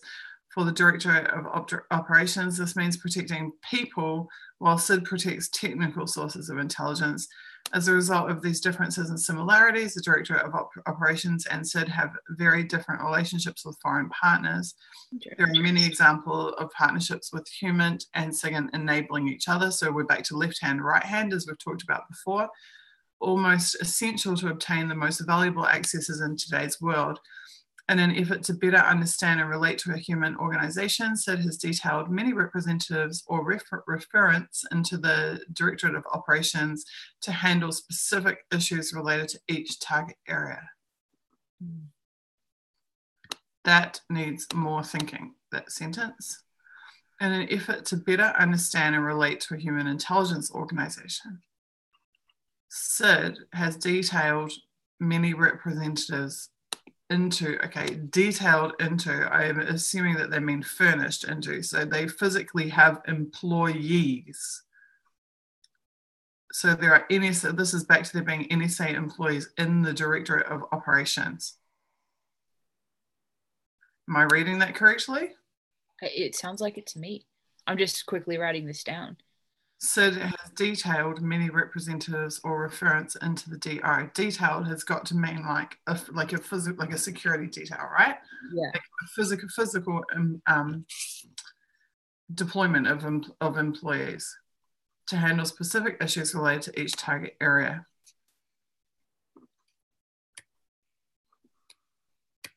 Directorate of Science and Technology is the technical arm of the CIA. So this is like Q or MI5 or whatever, like developing stuff for James Bond. Its mission is to access, collect, and exploit critical intelligence by applying innovative scientific, engineering, and technical solutions. Some of the technical services, so this is like the cat spy. Where they reported that the CIA were like implanting cameras or whatever into like cats. Oh wow. And then deploying the cats like in the target area for operations. Ridiculous, but I think as this you do. Huh? I was just being sarcastic. I'm like, as you do. Oh yeah, normal day at the office, implanting cats. But I think this is really interesting. From me, not knowing some of these terms, this is a very helpful document. Just as far as it's another, it looks to me like a definition document. Like it's giving us a lot of information about what these various organizations are and how they work. And so for me, that's very helpful. And I would note that. If I was writing an article about this, I would try to note that. Someone's asking if this is where like the competitive aspect comes in. I personally think that is overplayed.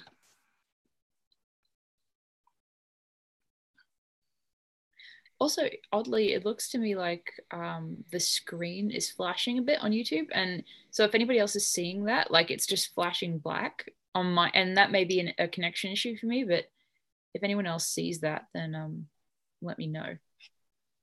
Really? Let's have a look. Yeah, on YouTube, I'm just looking at the chat, and I noticed that it was sort of flashing. Oh, let's get up to live. Oh, it seems okay. Like, wow. Okay, great. Now that I'm actually looking at it, it seems okay. Okay, interesting. That must be something on my end. Odd. Okay. Yeah, if I screen shared, you'd probably notice it, but it's not a big deal. Cool. I was more concerned about if it was happening to anybody else.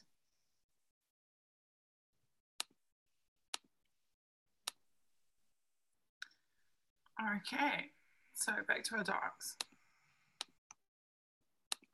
Some joint CIA-NSA efforts, which actually include people from across CIA directorates and organizations, offer the best examples of how these two agencies can work well together.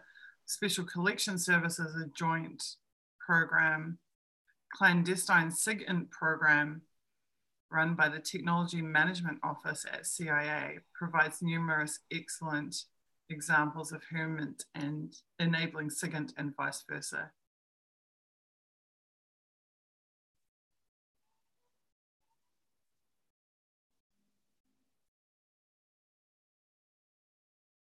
So there is an office at CIA that is allowed to perform SIGINT. Where is it? The SIGINT proliferation cell, physically located in the counter-proliferation division in CIA. Understanding the difference between their directorates can improve NSA's ability to interact effectively with their employees. For further information, right, and they refer to the CIA customer management.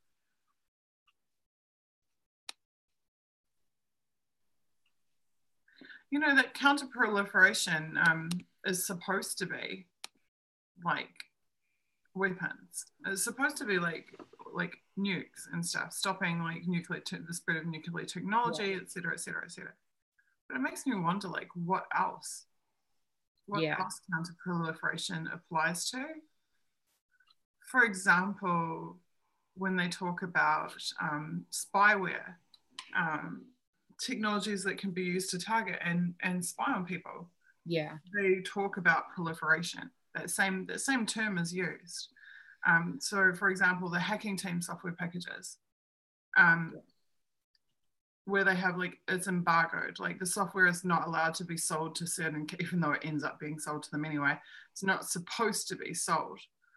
They talk about efforts to stop that as being counter-proliferation. Interesting. And it makes me wonder, like, this counter-proliferation group at CIA, like, what else than nukes are they countering the proliferation of? Yeah. It's a very interesting question. Okay, so I don't think that really taught us a whole lot more than we already knew. A little bit about the SIG cells and CIA, but compared to the size, I mean, like compared to NSA having 9,000 like SIG employees deployed all over the world, I mean, like one or two cells at CIA is not going to make that much of a difference, I wouldn't think. Absolutely. And they're certainly working together more than they are apart. Yeah, true. Okay.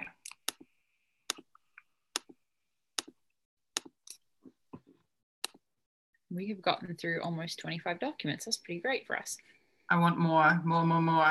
OPSEC for SID personnel identity theft. Hope everyone is enjoying Maryland's crazy weather. And practicing good OPSEC. They're reminding them to practice good OPSEC in your personal life while on vacation and be alert of your surroundings.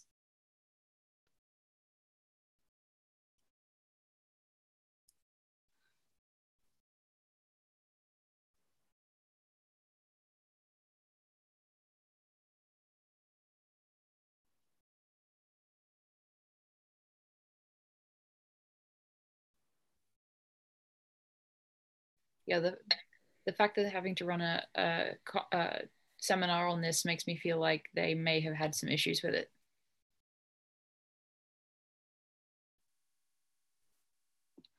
Yeah, I mean, they gave in the first OPSEC documents, Snowden documents that I studied, they gave examples like such and such is leaving the NSA, and so her team is having a farewell dinner for her at a restaurant down the road from NSA, and is saying, oh, your work on such and such project was so fantastic, well done, you were so vital, etc., etc. And they're saying like even something as simple as that is like a serious OPSEC breach.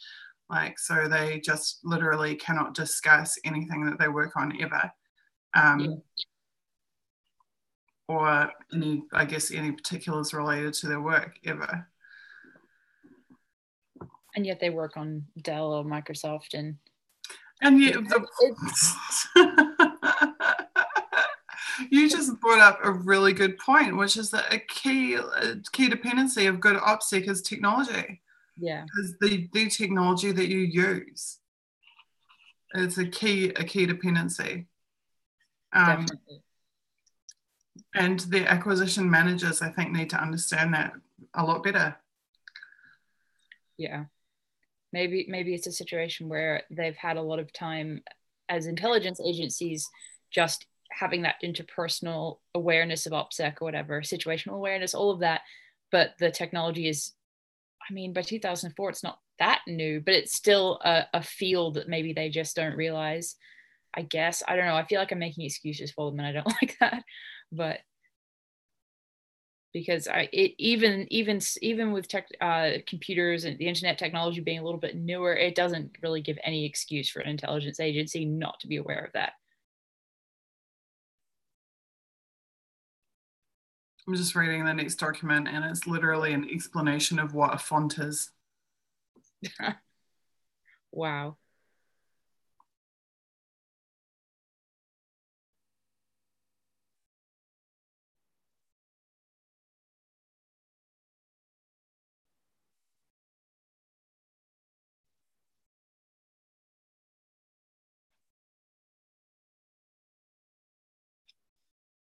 Okay, this stuff might be interesting for a linguist. It's basically explaining what the difference between fonts and encoding is. And encoding is literally the code that allows the computer to interpret what text it's going to display, whereas a font is what graphically that looks like, the particulars of it. Okay. Next. Yeah, I don't think screen share is on at the moment. Yeah, I'm just turning it on. Oh yeah, okay, cool. Hover hammer, the steerable airship. Oh, this is the, yeah, okay, this is the helium blimp. Oh yeah. That, so I'm going to skip this because Intercept covered that very, very thoroughly. Yeah, I remember us glossing over, not glossing over, but scanning that article by the Intercept.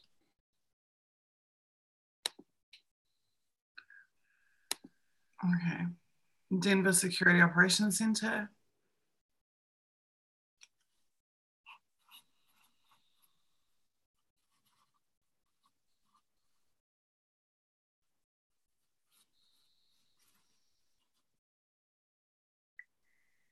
Reporting and analysis, air navigation, unidentified signals, radar signals.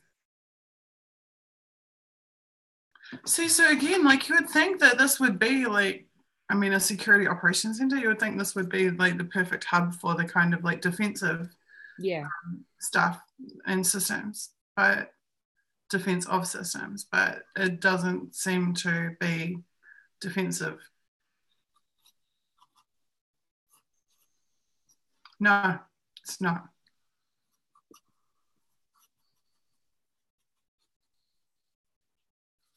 Yeah, I'm just making a note to myself that, yeah, when I'm writing about what we found in this batch, I think unless we find something that is makes a major point of defensive like technological systems, I think that a major point that we're looking at is the fact that it's absent. And I think, you know, sometimes what isn't there is just as big a point as what is in the documents. Yeah, that's really well stated. That's really well stated.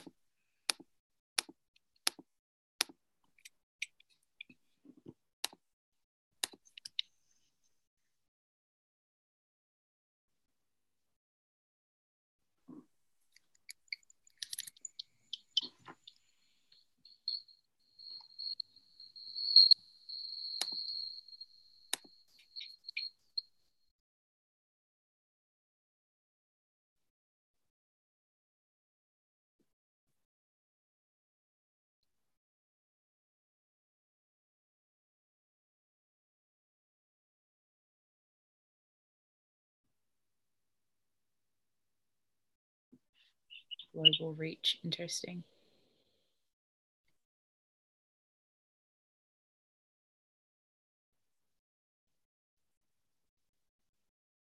So this is a combination of databases that is searchable, obviously. Yeah,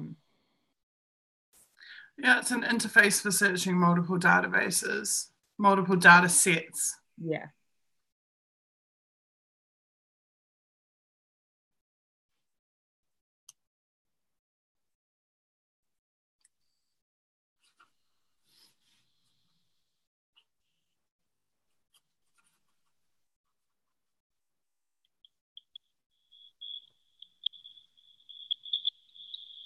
Okay, yeah, it allows searches on telephone metadata.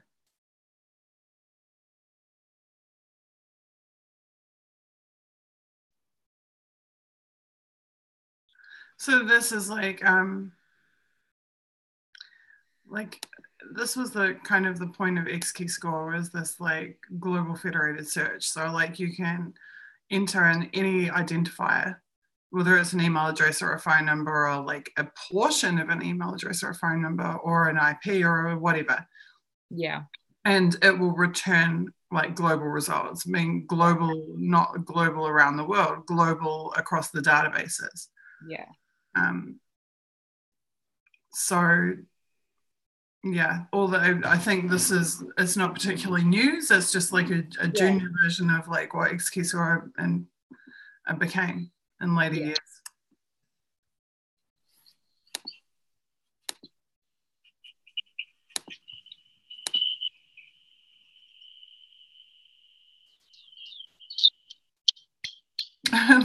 Oh God. This is what they're forever like regurgitating all this positive feedback about NSA. Yeah. So in the second development conference wrap up, they're saying the briefings I attended were super. NSA can be proud of the efforts they're making in the global war on terrorism. Like, first line. I'm surprised they didn't say super duper the way that they write this stuff.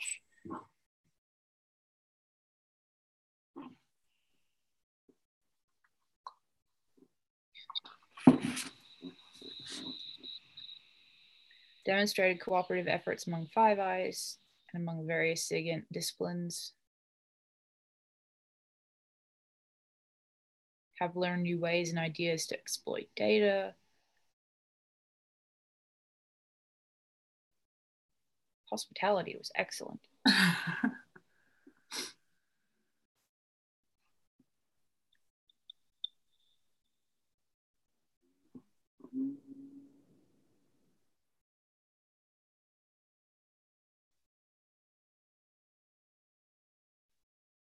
Attracted sizable numbers from second parties. So that would be the countries in Five Eyes?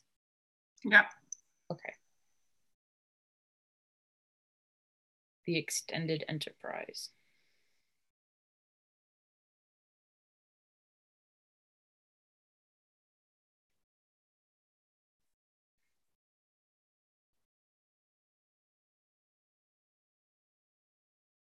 Yeah, I mean, the fact that they had a conference that Five Eyes went to is not exactly. Oh, we've read these for every year. Like there's been these recaps of the SIGINT development conference for every year. Yeah.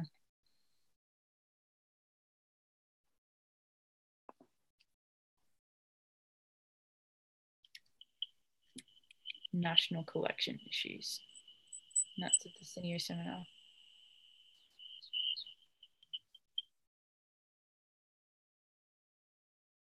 Method of National Intelligence Priorities Framework. That should be interesting. Yeah, no, I was just reading that it's, yeah, they're talking about the method of deriving priorities, and that does sound interesting.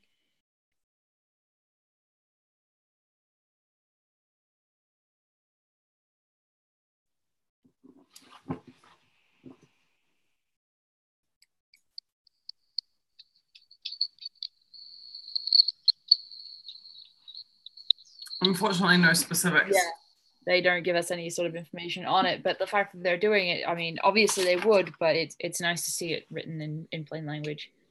In terms of resource allocation, it's not so interesting. Yeah. It's likely not so interesting. But particularly the prioritization, yeah. Yes. Definitely. Definitely. Absolutely. The high level prioritization.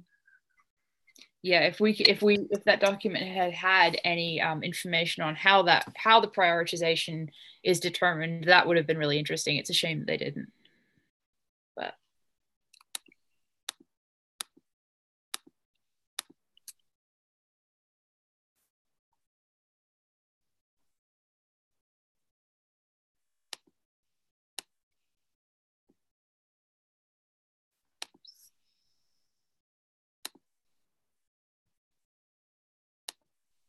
okay, how I spent my summer vacation. Forget the CIA. This is my thought after attending a career fair in October 2003 and barely being given the time of day by a CIA rep.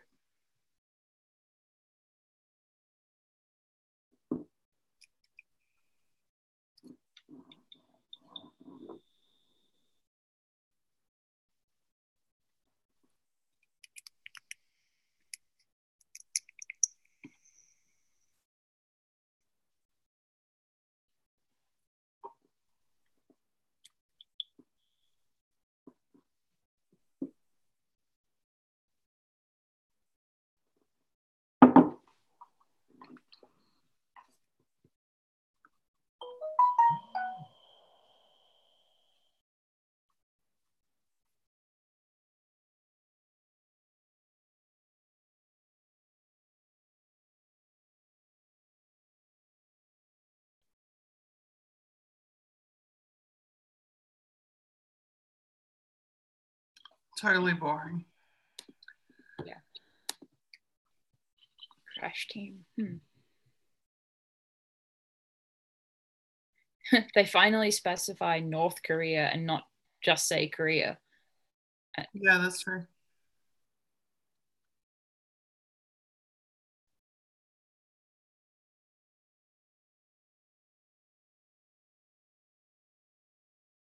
Uses financial intelligence collection and analysis methodologies against traditionally non-financial targets. What is a traditionally non-financial target?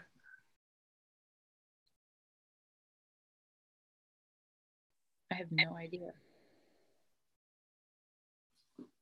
There wouldn't be many nations or states that would be non-financial unless they have a definition of financial that I'm not understanding.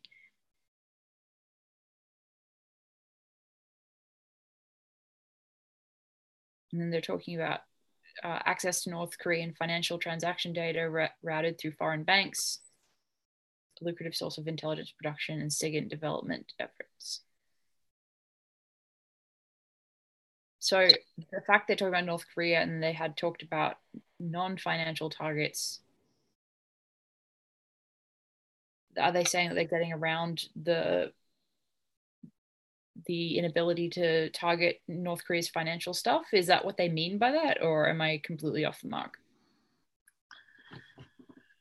What have we accomplished so far? We have created a database, a spreadsheet, and several iterations of North Korean financial assets held outside the country, targeted leadership finance. This produced a significant amount of new non-financial intelligence on weapon shipments. Produced a stream of, okay, yeah. I'm looking for this non-financial. Yeah.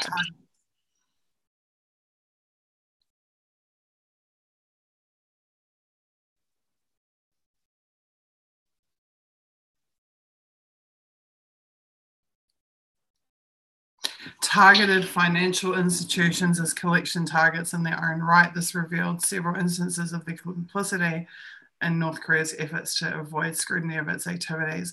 That is just living proof that if the NSA decided that to tackle, you know, like Panama Papers or Paradise Papers stuff, yeah, they could end like corporate tax rorts like overnight, like that.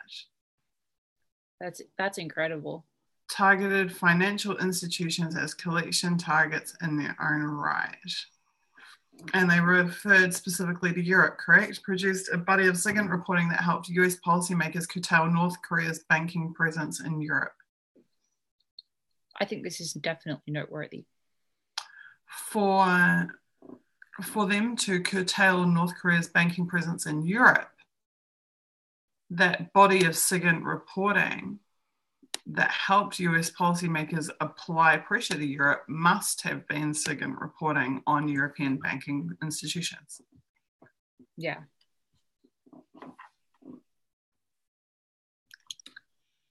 That is significant. Definitely. But we have to double check with, I'll just put double check intercept reporting, because I know they reported on North Korea. I don't know if they specifically reported on the financial institutions.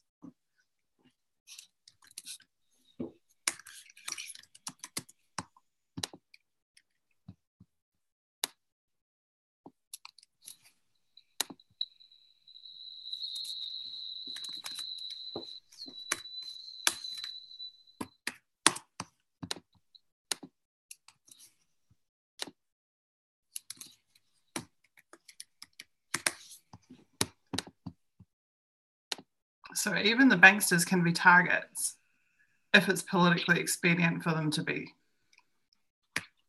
Well, and that brings up all sorts of questions about the NSA acting against some banks' interest against some banks' interest for another bank and playing games politically with that. That opens up a whole can of worms that, you know, is speculative, but it would follow from some of what they're saying. Definitely, and especially in the context of the number one strategic threat being the expanding European, definitely, and for commercial reasons, the expanding European Union would mean logically that all of these European financial institutions would be collection. I mean, if they're spying on Merkel, why wouldn't they spy on the German Treasury? Why wouldn't they spy on the trade organizations? I mean, we know that they spied on some trade organizations. I think that the commercial spying, the spying on the commercial sector, is probably much more rampant than we're aware of. And then the next question is what they're doing with that information. Exactly. The power of that information is unbelievable. If they know all of the, I mean, think about what they're collecting. They're collecting the strategic planning documents of those entities. Yeah. They are knowing what they're going to do ahead of time, not even just what they are doing or what they have done, but what they're going to do. The capacity, the ability to act on that is phenomenal. Absolutely. It gives them a type of power that is just completely unprecedented.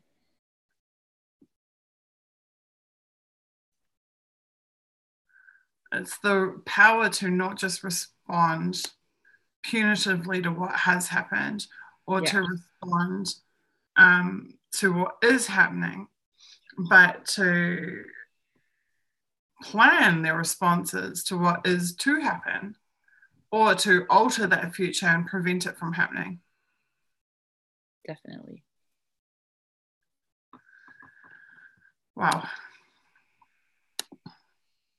Okay, cool. So the Washington Liaison Office, who are those guys? Let's check it out.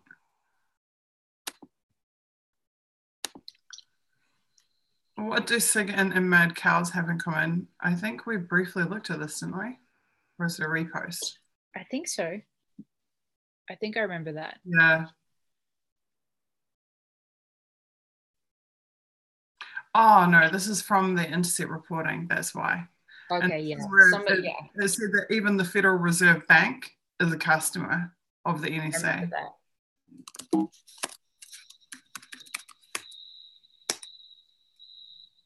Federal Reserve System.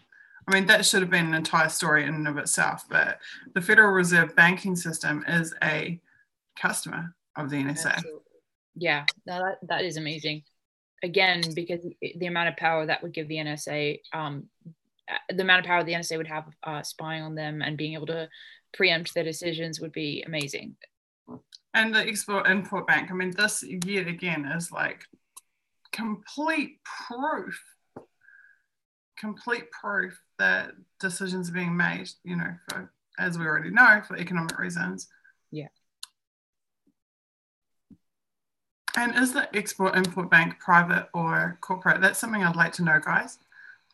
Can someone please look up and see if the Export-Import Bank is private or government? I'm also looking it up right now. Oh, yeah, okay, cool. The Export-Import Bank of the United States is the official credit agency of the United States federal government. It is a government agency. Yeah, it operates as a wholly owned federal government corporation. Assists financing and facilitating U.S. exports of goods and services, et cetera, et cetera. It does not compete with private sector lenders or banks. I would just love to know and to see what the customer information needs requests are from these customers. Yeah. That information needs system that we've read about. Yeah.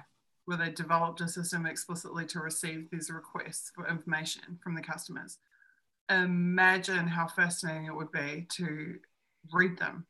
Yeah, that would be amazing. I wonder if they exist in the Snowden files. It'll be fascinating. Yeah. I mean, all we know so far really is these.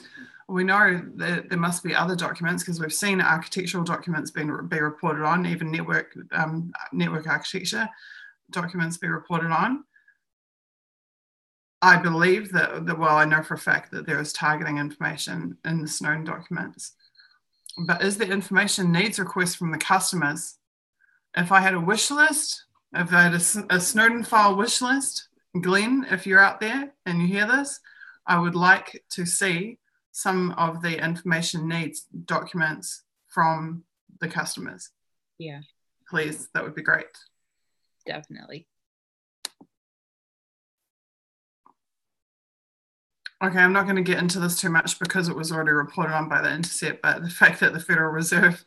Yeah, no, that's classic. It's just unbelievable. The Federal Reserve System can access this type of information at whim.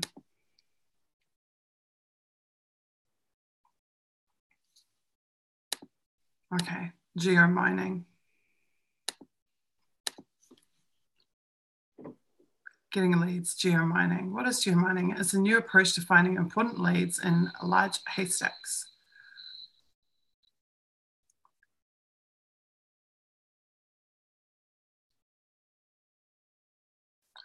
Oh, okay, so this is where they don't have a target, where they're looking for targets. So they don't know the phone number of the person that they want to target. They don't even know if the person exists. But what they're doing is they're searching based on the metadata.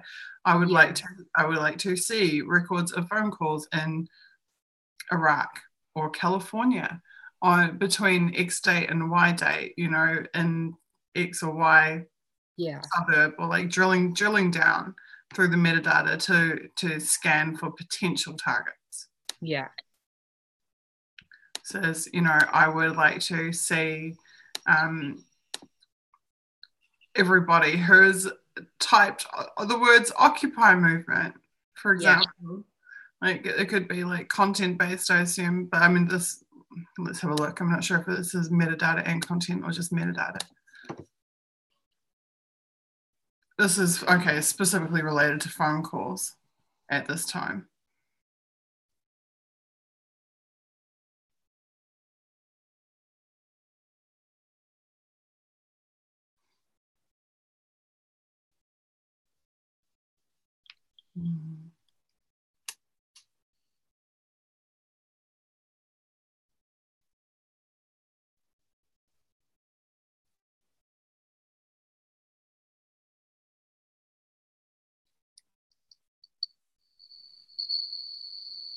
Geomining aims to create a suite of tools to routinely give SIGINT developers and analysts lead information of this kind.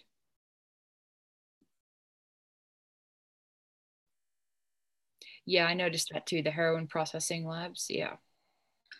What I'm noticing is this: the program produced a list of the handsets that were used in the targeted area. The top 20 handsets were then tasked for collection.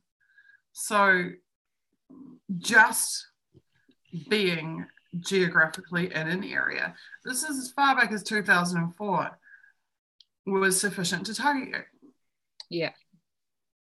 There's nothing to say that those 20 handsets, that any of them had anything to do with opium production, but yet all of them were collected on. All of them. That is amazing. It's amazing when you really understand what that means for somebody, and the fact that, you know, we used to think that there had to be probable cause or something, you know, and it's just laughable now. And then they sent a map of potential new drug labs to the satellite guys, and the satellite guys said yes, they were indeed labs. But the satellite guys also said that guy's mansion in Mosul was a vehicle manufacturing facility when it was a residential house. I remember you talking about that. So even satellite photos can be read incorrectly or have disastrous, the incorrect reading of them can have disastrous consequences.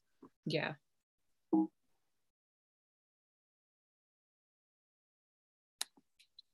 So I thought Intercept also wrote about this, but I'm not sure if they wrote about this aspect specifically, because this is a dragnet.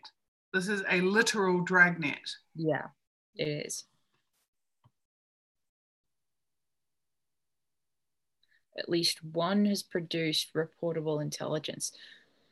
So basically, basically 19 were completely random people who had nothing to do with anything. Who became NSA targets. because what they're not talking about here is what's the next step. So using this database, using this technique of geomining, they have come up with these 20 targets. But then though it doesn't just stop there, they don't just look at their handsets, right? So now that they're targets, then they'll be individually collected on right through the whole target life cycle, right? Like that we've talked about before, like the network mapping, the social network analysis center, the target analysis center, like all of these different divisions will do their part to comb through every aspect of these people's lives to try to find some kind of supporting evidence. And then they send the human intelligence after them, and then they like on and on it goes. Yeah. And for, you know, one has produced reportable intelligence, 19 having intelligence agencies comb over their entire lives, comb through their entire lives. Exactly. Okay, I'm make a note of this, but again, I think we need to double check with the intercept reporting. Yeah, I remember there was a lot of reporting on Afghanistan and that area, but I'm not sure if this specific report, if I remember that being there. We'll just have to see.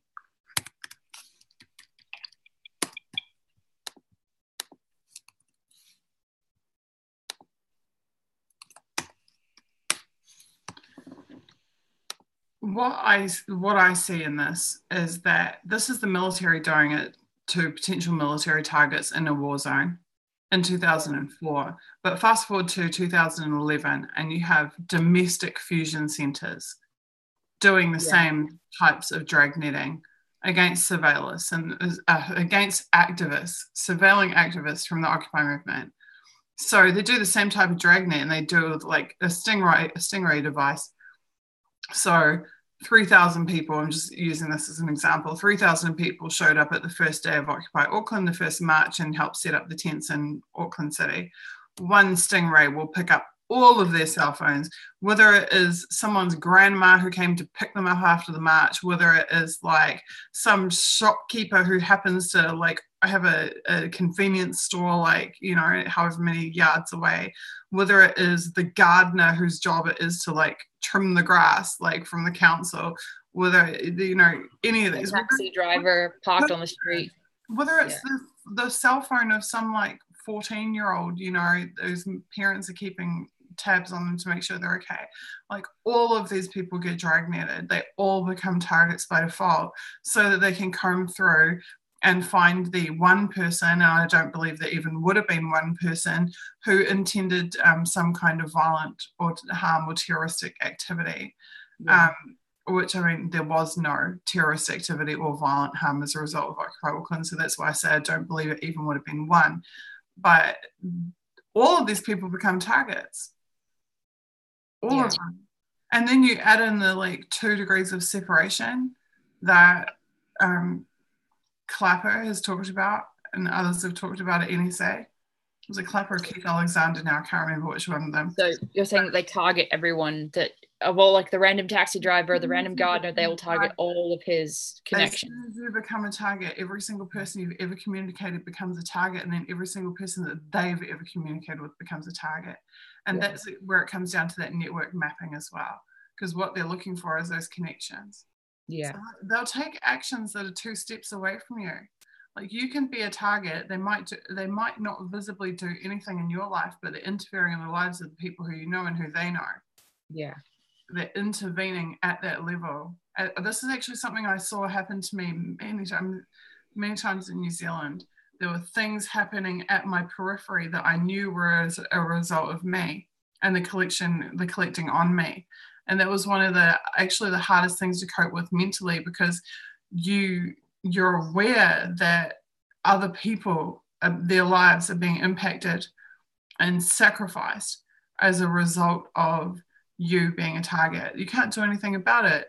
It reminds me actually of what Manning said, is the reverse of what Manning said. Manning said, you can't control how they react, right?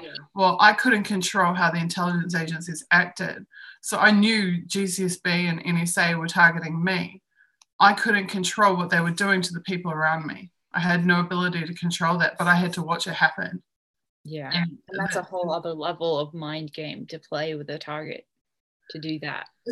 I don't, partially it was there was some malicious stuff that definitely was like mind game stuff, though I put that more down to the like SIS and the national New Zealand agencies, because they're really malicious, vindictive, psychotic people. They're the ones that are way more likely to do that than, I don't think NSA like sitting in Hawaii or wherever was particularly like malicious in that way.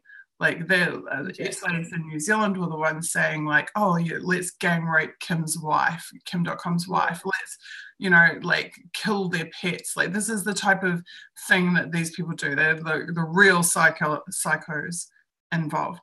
But what NSA level would do is they surveil me and then surveil everyone who knows me and then surveil everyone who knows them, and then go, oh, such and such uses marijuana, or such and such, or whatever else. They find some information about these people and then take independent actions that result in consequences for those people, whether that's law enforcement related or whatever it is, you know, when how they've found that out in the first instance is because they're actually legally targeting New Zealand citizens. So yeah, it's they're acting,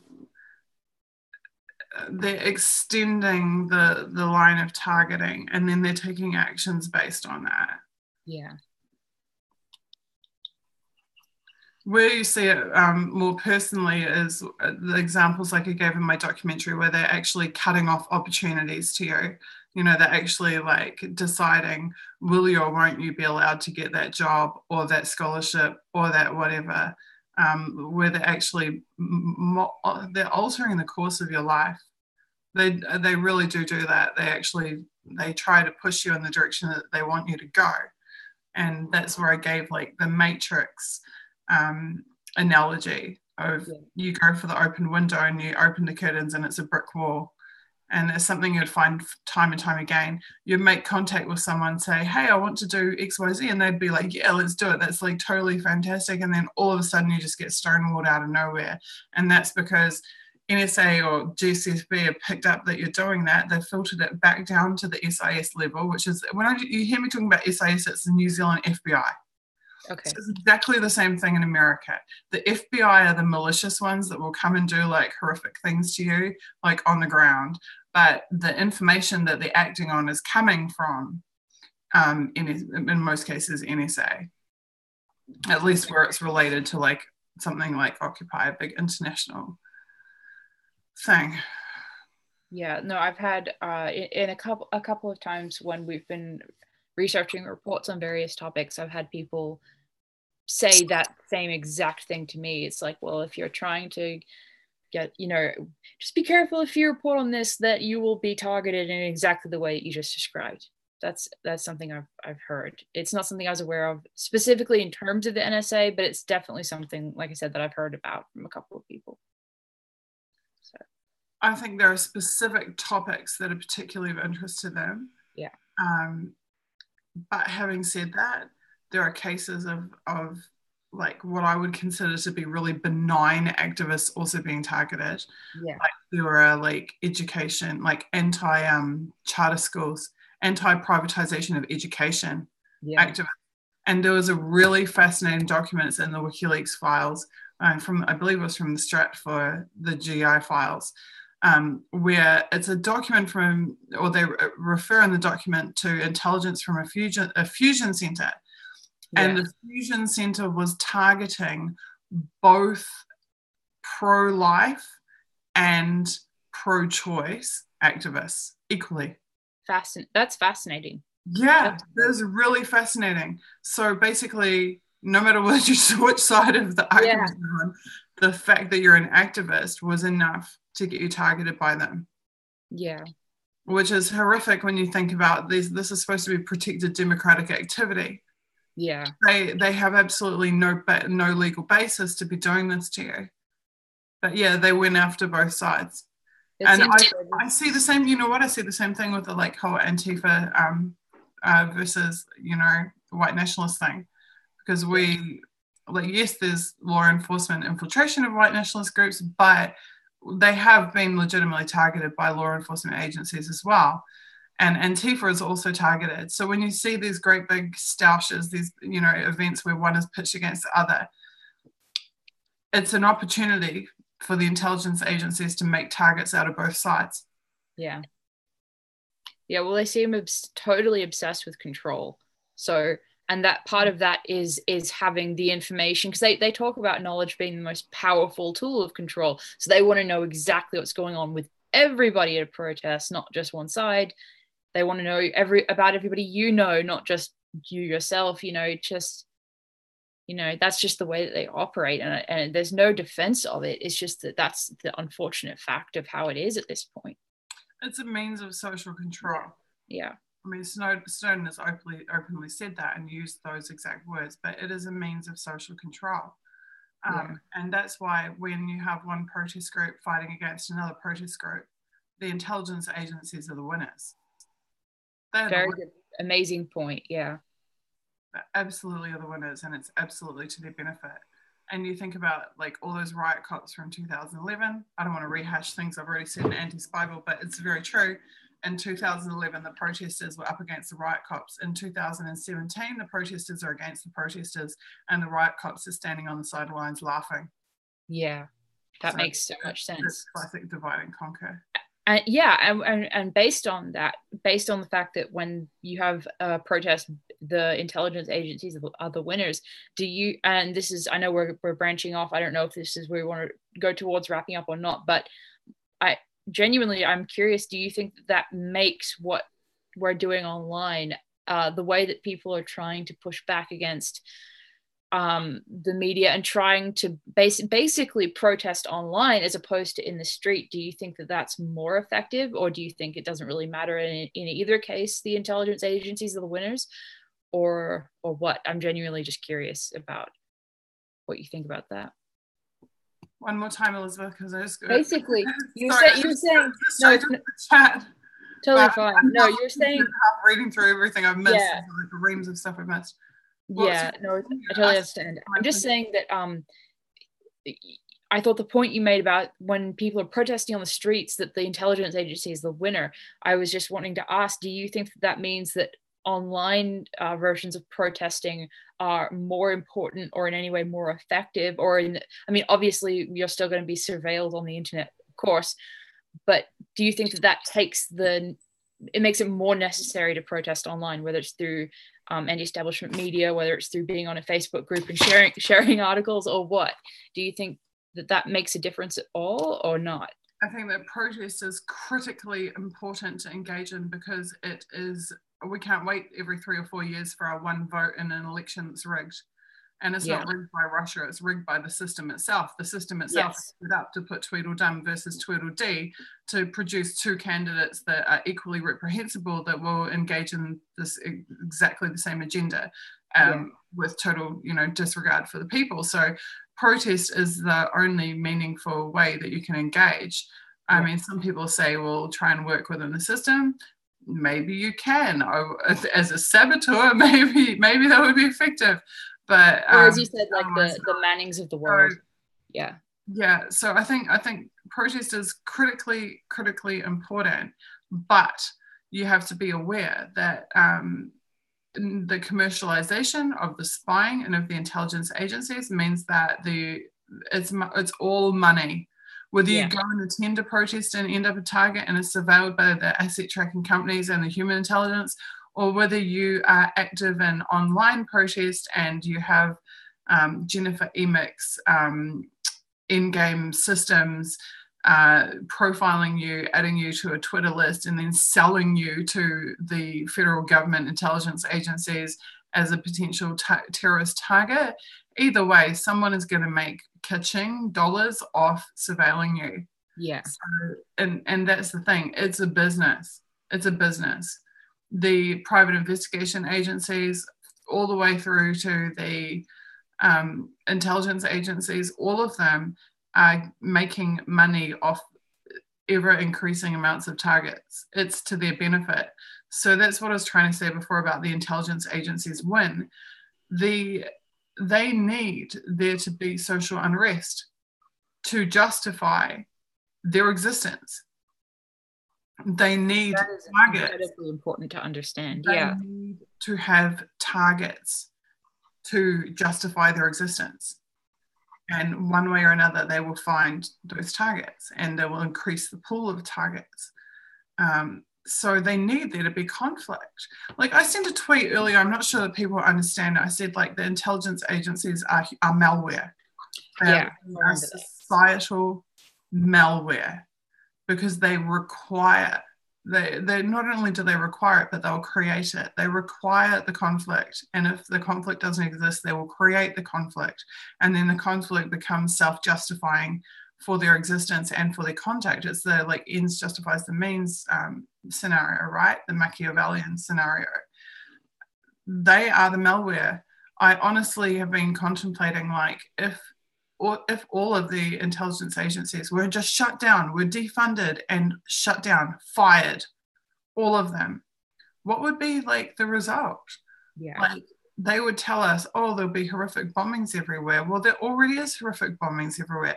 They tell us, oh, there would be war and chaos. Well, there already is war and chaos. Like, if you not noticed, like literally we are already at the point where we have major European cities, like even here in Russia, they had St. Petersburg subway bombing this year. Like this happens all the time. Are we really to believe that things would be worse without them? Because I actually don't think they would. I honestly think that if you canned the NSA, the CIA, the Five Eyes tomorrow, that the world would be a safer and better place than it is today. I honestly believe that. I cannot see them serving any legitimate function. Them spying on economies and organizations so that they can get a one-up on the stock market, so that they can get the military in there and control the oil flow in West Africa, so that they can monopolize resources. Like, it's terrible.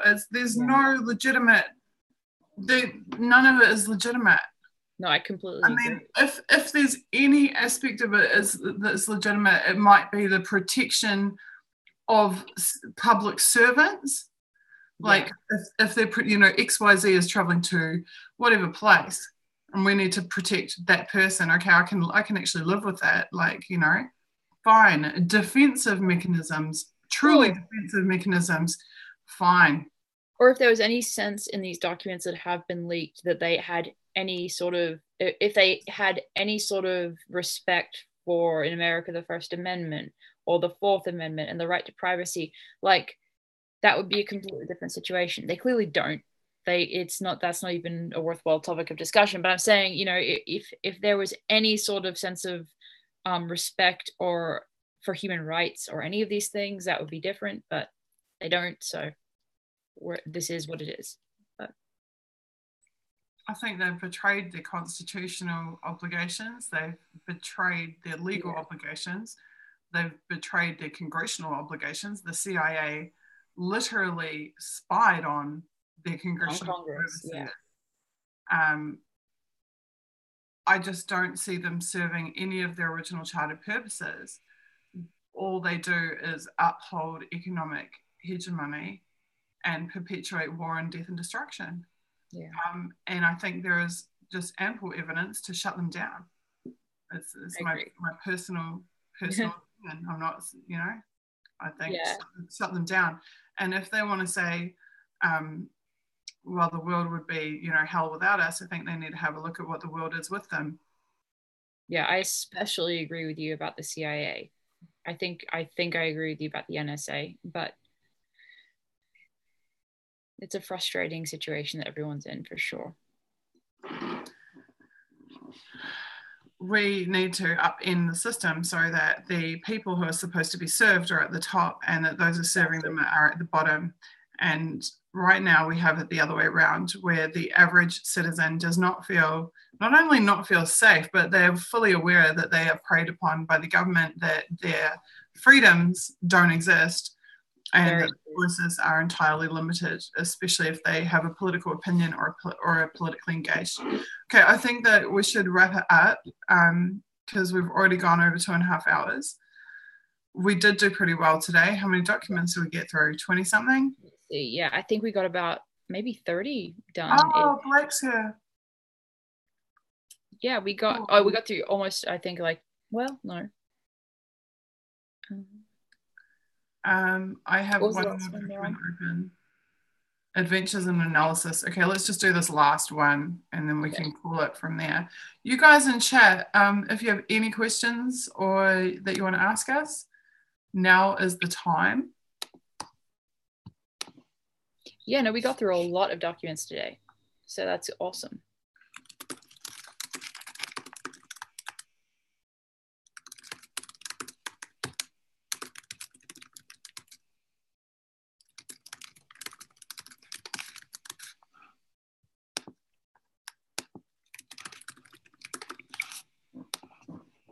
Okay, let's check out this last document.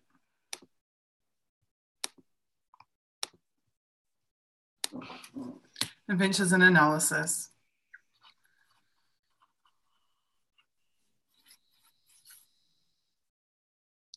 An informal venue for NSA employees past and present to share their experiences with junior employees in a casual setting.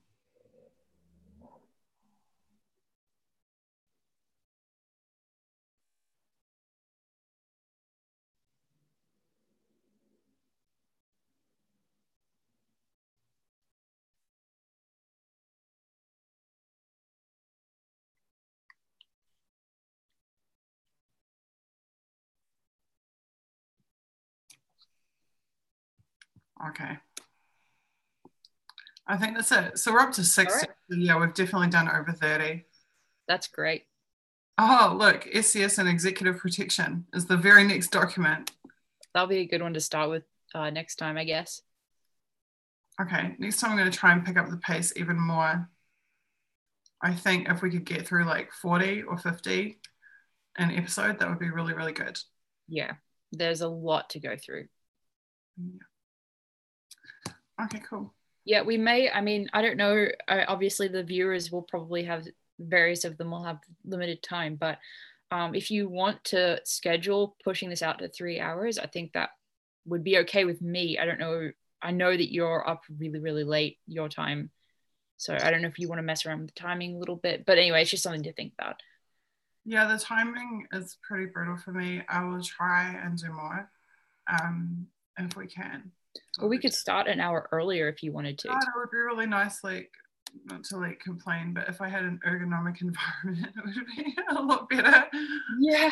Because you guys can't see here, but I literally have my laptop like balanced on top of a couple of books, and like my elbows are like substantially above like where they should be. So it's not the greatest setting. Yeah, no, I know you're up extremely late, and if anybody doesn't know, or if anyone watching is not aware, she's up at like what, 5, 6, 7 a.m. your time. 6:43 a.m. currently. Ridiculous. Absolutely amazing that you do this twice a week, every week. And the other option is that we stick a third day in. I don't know. I would really like to get through like this batch and the next batch like pre-Christmas. Yeah. I'm not quite sure how to do that. The other option is that we just do like a 12-hour marathon, which is because when I wrote up like the first 2 parts, that's literally how I would spend like even more, like 18, 20 hours in a row, and I'd study all the documents in one batch and then write it up. Yeah, so I think if we were going to extend time, I would rather do marathon sessions rather than a bunch of times a week, because that gives me time to then also keep up with my writing in between.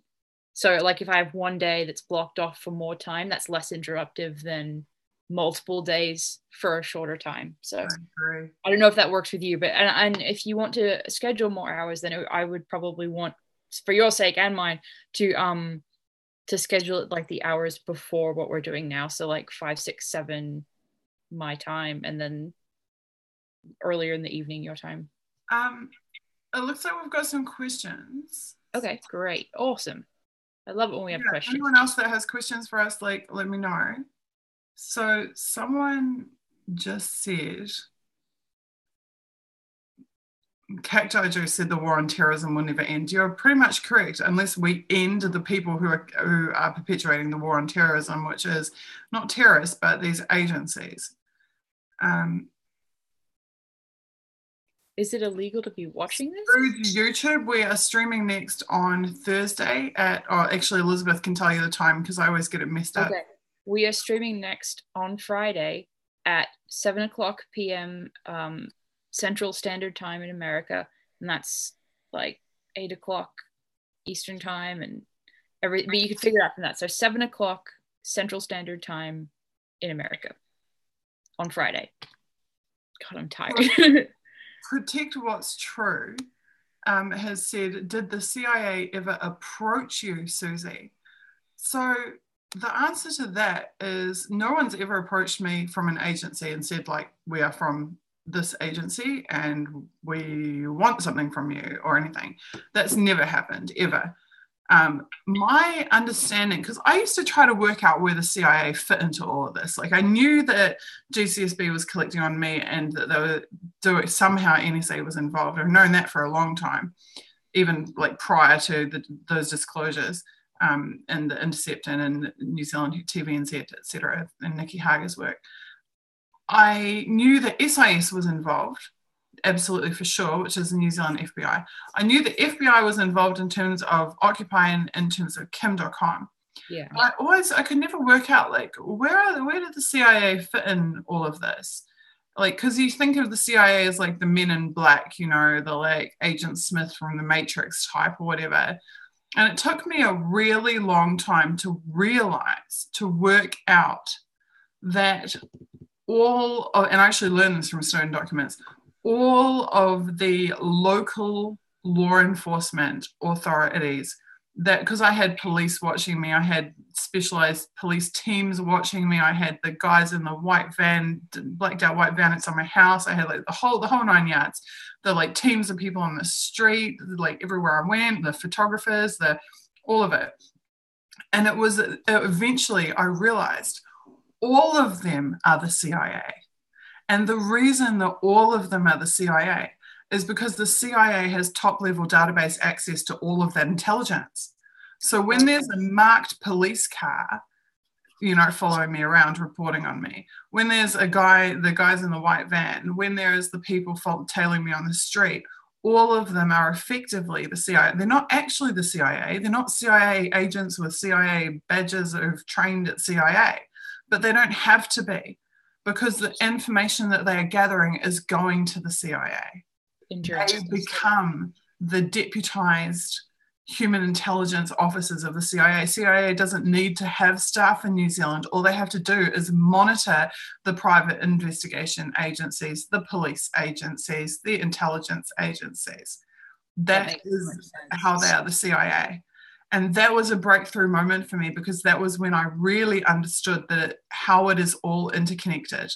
Yeah. That it doesn't actually matter who an individual works for. It doesn't matter whether they are local or whether they are national or whether they are international. They are all connected. And when we're studying these documents and they're talking about the global network, this is exactly what they're talking about. NSA doesn't need to have, they have like their liaison officer at Waihope Spy Base or whatever, but they don't need to have like teams of staff in New Zealand, because the New Zealand authorities are their staff. Yeah, and that makes it one of the most disturbing varieties of globalization that nobody seems to know about. At least very few people seem to know about.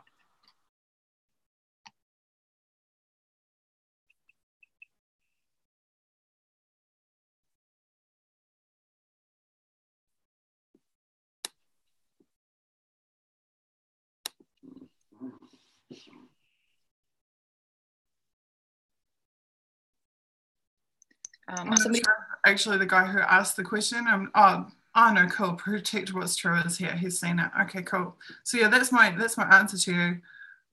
I'm not sure if that's the answer that you're expecting, but that's literally my experiences. So. Cacti Juice's COINTELPRO tactics outsourced to the contractors. That's exactly right. It's all outsourced. It's all outsourced. As the USA are outsourcing to New Zealand, and New Zealand is outsourcing to the local authorities, like from the national to, it's from the international to the national to the local to the private. And this is like when we were talking a couple of episodes ago about this great big like reverse waterfall of the information system of the Five Eyes, right? This information system is not just what's being collected by NSA or GCSB or the Five Eyes, it's everything that's being collected by all of these private and government agencies that are underneath them as well, that all get sucked up into the framework.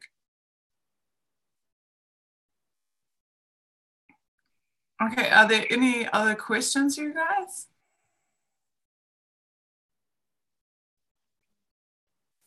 Yeah, thank you everybody, to everyone who's watching. As always, like, it really is awesome to see you guys ask questions and read with us. I've done a little bit of work into Palantir surrounding the Stratfor leaks. I was looking at Palantir in terms of their software, that they were their threat management software that they were rolling out through the banks back in 2011, 2012. Their algorithms and their AI for identifying suspicious transactions. That was all post 9/11 legislation that enabled that being used. In New Zealand, we have a piece of legislation called the Money Laundering and Financing of Terrorism Act, where they create a two-tier system for all banking customers, whereby the bank has got to identify anybody who has any political opinion as being actually or political involvement as being a separate tier of customer with separate reporting requirements than the standard ordinary bank customer. Not many people realize this. When you go through and study that legislation, it's not about money laundering or about financing of terrorism. It's simply about segregating society into those who may be a political threat or another type, that it's this broad definition of threat to national security that we've discussed many times previously, where being an economic threat, or being a political threat to an economic power, even if that's corporate, non-government sector, is sufficient to change how you're treated by your bank. And Palantir is right at the forefront of developing the software systems that are being used as tools of oppression by Western powers and indeed countries all around the world now. So I have been more interested in Palantir systems than I have been in Peter Thiel. If you want to know about Peter Thiel personally, you would go and look at New Zealand Herald's excellent reporting over a long period about his citizenship and his involvement in New Zealand. I personally have written more about Palantir as an organization and the products that they develop than about Peter Thiel as an individual. Yeah, I think a lot of times it's easier to try and look at the person running an organization than it is to understand what the organization is doing as a whole, because it's a lot more complex to look at what the organization is doing than to try and boil down personality traits of an executive or a leader. I think they're relevant for different reasons. So like they're both important for sure. Yeah, people who are looking into Peter Thiel are looking into it because of his connections with Trump and with other business leaders and his personal political ideology and his personal political endeavors and ambitions. Whereas people who are looking into Palantir systems and data and development, I should say, systems and systems development and customers are looking more at the effects on the general population who are being targeted by those systems, and on the technology itself, how it's what it's designed to do and how it runs. Absolutely. No, yeah, both are important for sure. It's just that I think sometimes people conflate one with the other almost. Yeah, absolutely.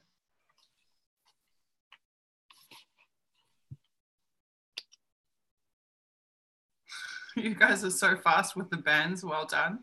And our little endeavor here must be getting popular finally if we actually are attracting porn bots. Yeah, that was interesting. And I mean, that porn bot link is probably not even like, that will be like a malware link for sure. Okay. Because here's an interesting thing for you. State actors will have access to whoever connects to the YouTube or is, active on this channel.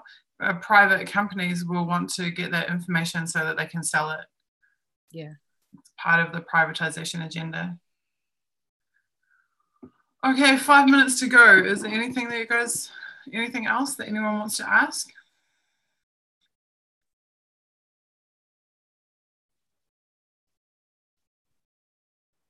Cockatoo, I don't know if you shared it already, but I'd like to know what Putin's answer was to Snowden.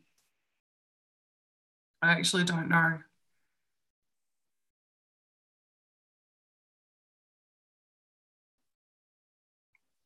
Yes, I had to be in Russia to apply for asylum. That is correct. Tink, tink.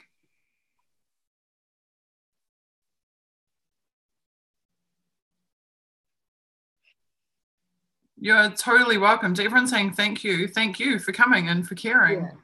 Yeah, you guys are definitely. And helping. It's awesome.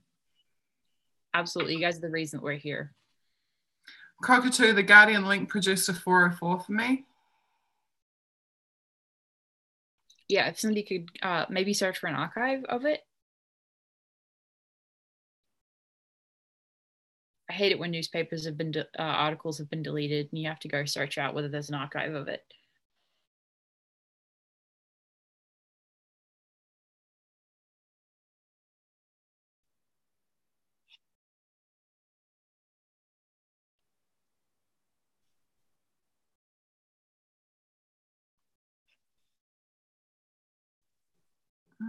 Okay.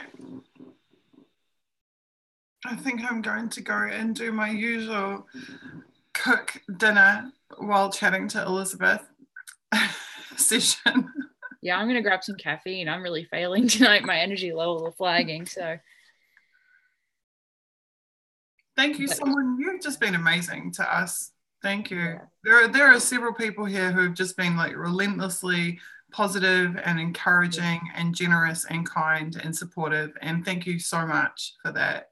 Absolutely. Exactly what Suzie said. You guys are always here. You're always amazing. And just thank you, because you're all fantastic and we wouldn't be here without you. So it's very much appreciated.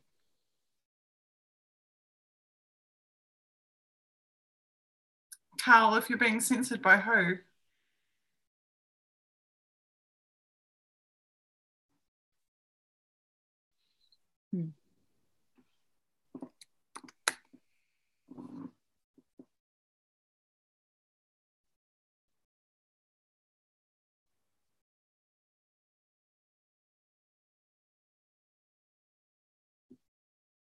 Carl, we can see you. I don't know if you can hear us, but we can. Yeah, I don't know if you've sent something else that didn't show up, but it looks like you're not censored right now.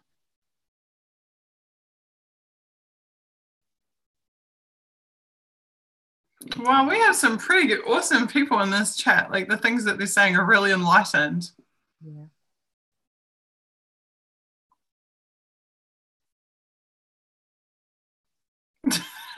Yeah, as the sex bot shows up,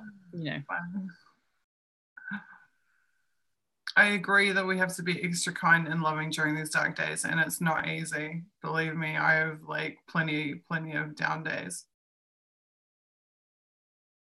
But we do have to make the effort. Yeah.